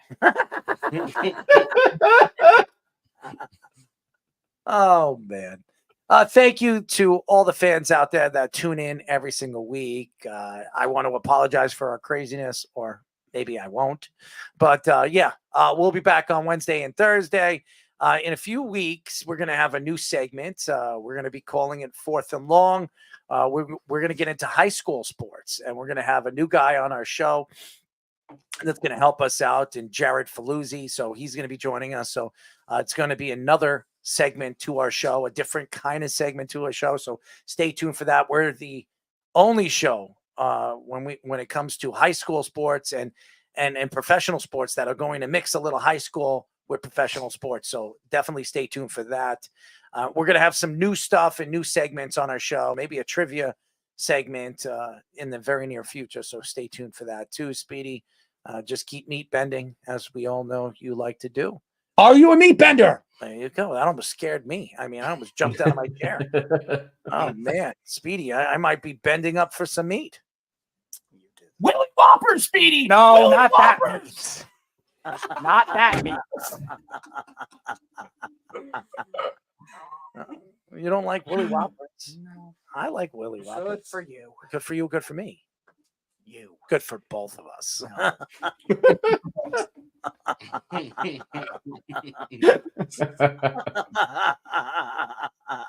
He should be happy. His Rangers won.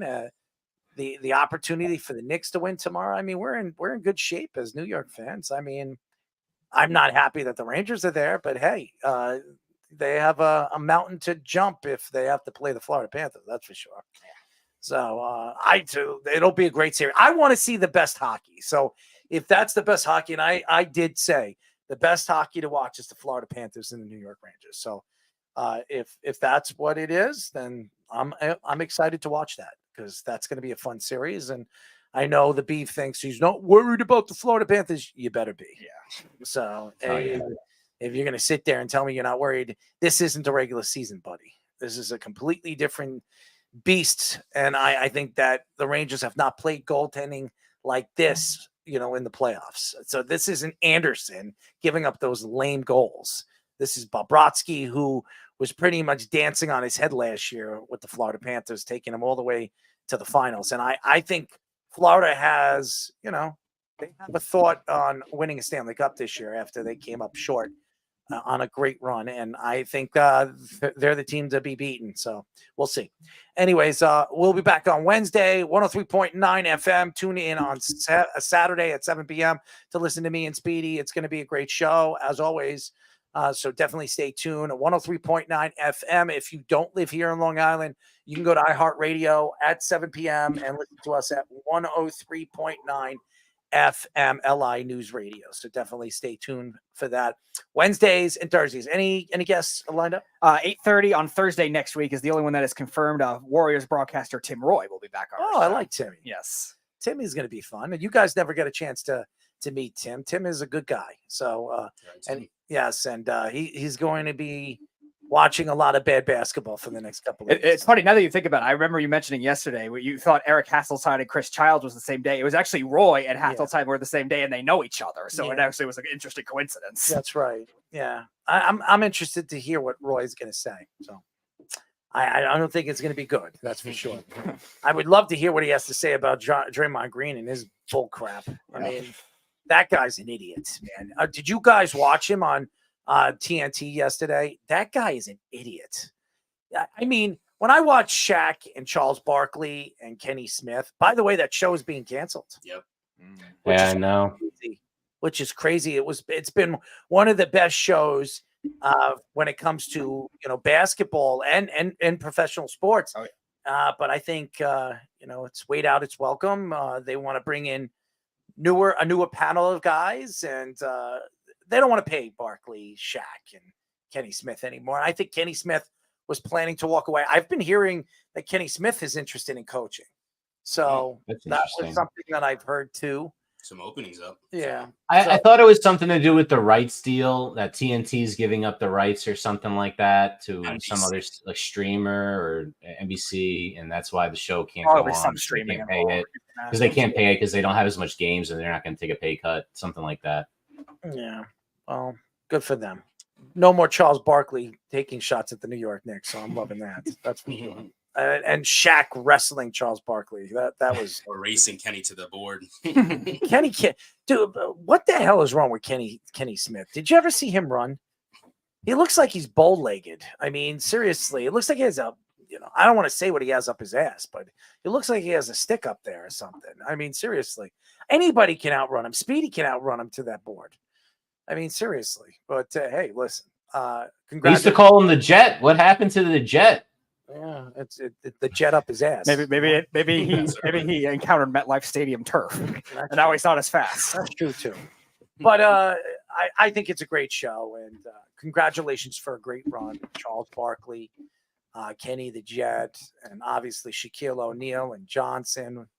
Fantastic run for the guys, and I'm looking forward to seeing what they're going to do next. Where they're going. I mean, hopefully Charles Barkley stays away from going and gambling. So that would be smart. He'll probably stick to golfing. No, please stay away from golfing. He's the worst golfer I've ever seen in my dude. I've never played golf, and I can golf better than him. I mean, he is horrible. So, did you ever see that guy drive a ball? I mean, He looks like a butcher out there. He's just like chopping wood or something. If I was the owner of that, of that grass or anything, dude, he's beating up the grass, tearing up the grass, and I mean, it's horrible. Fish, from your logic, he should be nicknamed the Lumbark Jack. The only wedge he's going to be able to use is the one up the ass. So, anyway, Speedy, are you right? Do you like wedges? Do I like wedges? What? Do you like wedges? As a golf club, yes. As a sandwich, yes. I don't know what other context you're trying to go for, but that's as much as I'm giving you. Well, you do like meat bending. No, I don't. Are you a meat bender? I just answered that question. Are you getting selective amnesia now too, Scoops? We're bending that meat. I think it's going to be good. Anyways, shout out to all the fans. We'll be back next week. Until then, this is Errol Mark, Speedy Petey, Mr. Aaron Fishman, and Mr. Thomas Scoop saying good night. We'll talk to you then. Good night, everybody. You're listening to the Worldwide Sports Radio Network. This is Mario Andretti. You know me as a race car driver, but I'm